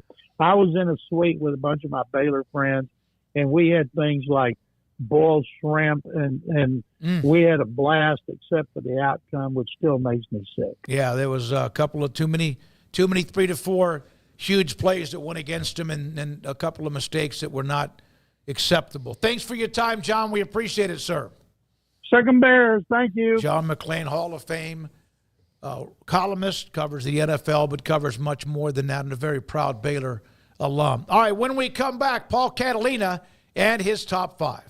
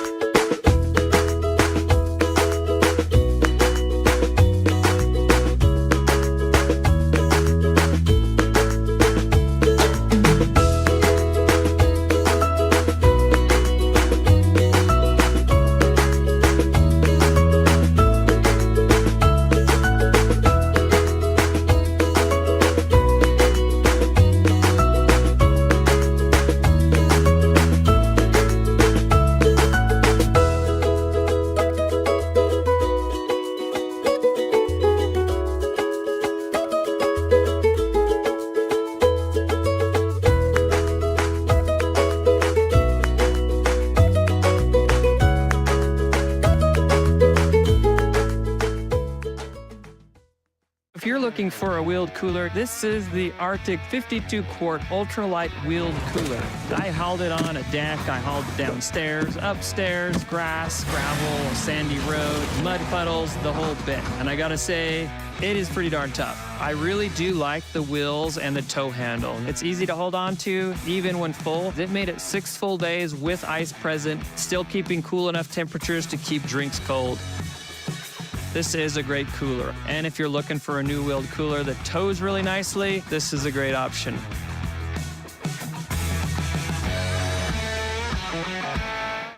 If your business is like most, you need things done quickly. But if you're still tying your critical applications together on multiple shared public networks, you've probably been feeling the slowdown. And that's no good for business. A private UPN fiber network can get you and your business moving at the speed of light. Whatever you need, we can build it. Internet, Metro Ethernet, Waves, dark fiber. We deliver custom private networks and are focused on business customers only. Our next generation 100% fiber optic infrastructure offers you low latency and ultra scalable bandwidth with speeds up to 100 gigabit to run your critical applications. Your connection won't be limiting your performance anymore. It's diverse and scalable, so it can grow and change as your business grows and changes. And with a secure carrier-grade private network, you'll have all the reliability you need. Contact UPN today to learn more. Fast just got faster. There are hundreds of things that can affect our sleep, but what's affecting yours? Sleep Doctor's Home Sleep Test brings the precision of a sleep lab into the comfort of home to help you get answers and unlock a lifetime of great sleep. Start now at sleepdoctor.com/TV.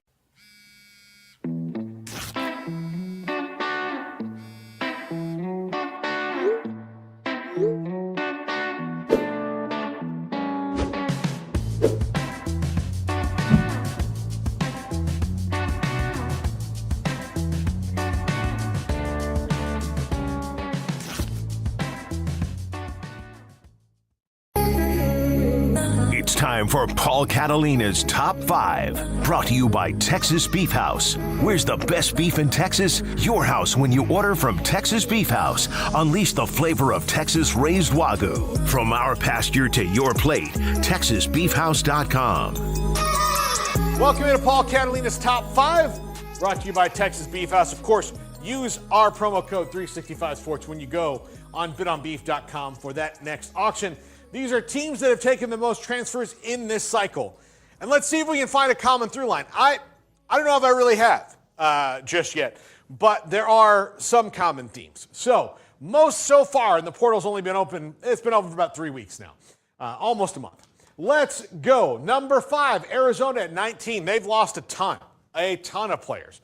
They've lost Teteroa McMillan to the draft. They did keep Noah Fafita, but they've lost guys like Takario Davis, likely going to Washington, even though a lot of people thought he might be able to go in the NFL draft. But Brent Brennan going into year 2 at Arizona and year 2 in the Big 12, 19 transfers so far, and I expect that number to go up maybe by about 10 or more as we go on and they build that roster. They've lost a ton of players and a ton of players off the team from 2 years ago that was so good in their last year in the Pac-12.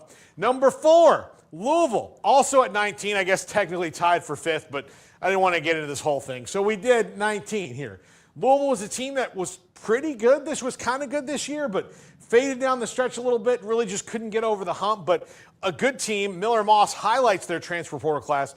This is the second year in a row they've taken a massive amount of transfers. As Jeff Brown tries to create some consistency at Louisville, they're kind of caught in the wash in the ACC, where they're right there close to the top. Of course, 2 years ago, or last year in the ACC championship game and lost, and then this year kind of just in the middle. And we'll see how it goes, in the very large ACC with a ton of teams in it and how they can find their way through that as the schedule changes. But I expect to see this to be about the standard for them. He's kind of a portal king, Jeff Brown there. But 19 transfers so far at Louisville. Number 3, Jeff Lebby in year 2 at Mississippi State. He's taken 20 transfers, lost a quarterback in Michael Van Buren, who's The heir apparent now to Garrett Nussmeier at LSU, which is a huge pickup for the Tigers. So Van Buren played this year and played really well. But for the Dogs here, they're just trying to find who they are under Jeff Ludwig, find those players that fit. And year one wasn't great. So year two, you kind of have to wipe the slate clean, bring in more. I would not be surprised to see this number go up significantly, a lot like Brent Brennan at Arizona State. Number two, and the most interesting one to me here, not something I thought I would see, is Oklahoma State taking the second most so far, and probably have to take more just because they've had a mass exodus because of graduation. Not even guys jumping in the portal, which they've had that too, but graduation, NFL draft, those things have taken over. And when you go 0-9 in the Big 12, not really a lot of options here. Mike Gundy pushed to the limit on coming back, and there was a fight there with the powers that be at Oklahoma State over whether he was for a little while. So new coordinators on offense and defense with Todd Grantham on defense and Doug Meacham, an Oklahoma State legend like Mike Gundy, coming back to coach the offense. So expect to see a ton. Look, they only have one offensive starter back this year, and then two if you count Garrett Rangel, the quarterback, who only started one game before he got hurt. So there's a lot of questions about Mike Gundy, and if he doesn't get it turned around this year, he's not going to be able to bring in portal players for Oklahoma State next year because he will be gone. And number one, another coaching change here. Scott Frost and UCF have taken 23 so far. Not surprising, Gus Malzahn left. A bunch of those players left. Scott Frost is bringing in players he's familiar with. He's back where he wants to be. So really, this one not all that surprising because they're putting in Scott Frost's system again. They're kind of going back in time a little bit in Orlando. And we'll see how Scott Frost does that. But that number will probably even get bigger because when you've got that coaching change and one like that, the systems are just different enough with Scott Frost and Gus Malzahn, a ton of guys. Plus, not to mention, they lost R.J. Harvey, Kobe Hudson. They're going to need new, quarterbacks. Multiple quarterbacks are gone. Multiple offensive linemen are gone. Multiple defensive players are gone. They're going to need just players. This is a quality and quantity situation at UCF because of Gus Malzahn leaving to go to Florida State and Scott Frost making his return trip for the reunion concert in Orlando. That's going to do it for us. We're wrapping it up right now. All right, Paul, thank you very much. Top 5 brought to you by TexasBeefHouse.com. Garrett Ross, thank you, sir. Grumpy. Grumpy. Also, Emery Winter, I don't even know how to explain his personality. Tonight, Baylor men, no one does. 5-10 minutes from here, playing home against Cincinnati. And, I don't know who they are. I don't know if they have an identity. And we'll see what happens with them. Craig, thank you. Paul, Catalina, thank you so much. Thanks to all of you and our great sponsors who give us every day what they have, and we appreciate the support. Hit the like button if you can on the way out. Also tell somebody about what we do. We would appreciate that. We got a loaded show tomorrow. Look forward to it. For Craig and Paul, I'm David Smoak. Good night, 365 Sports.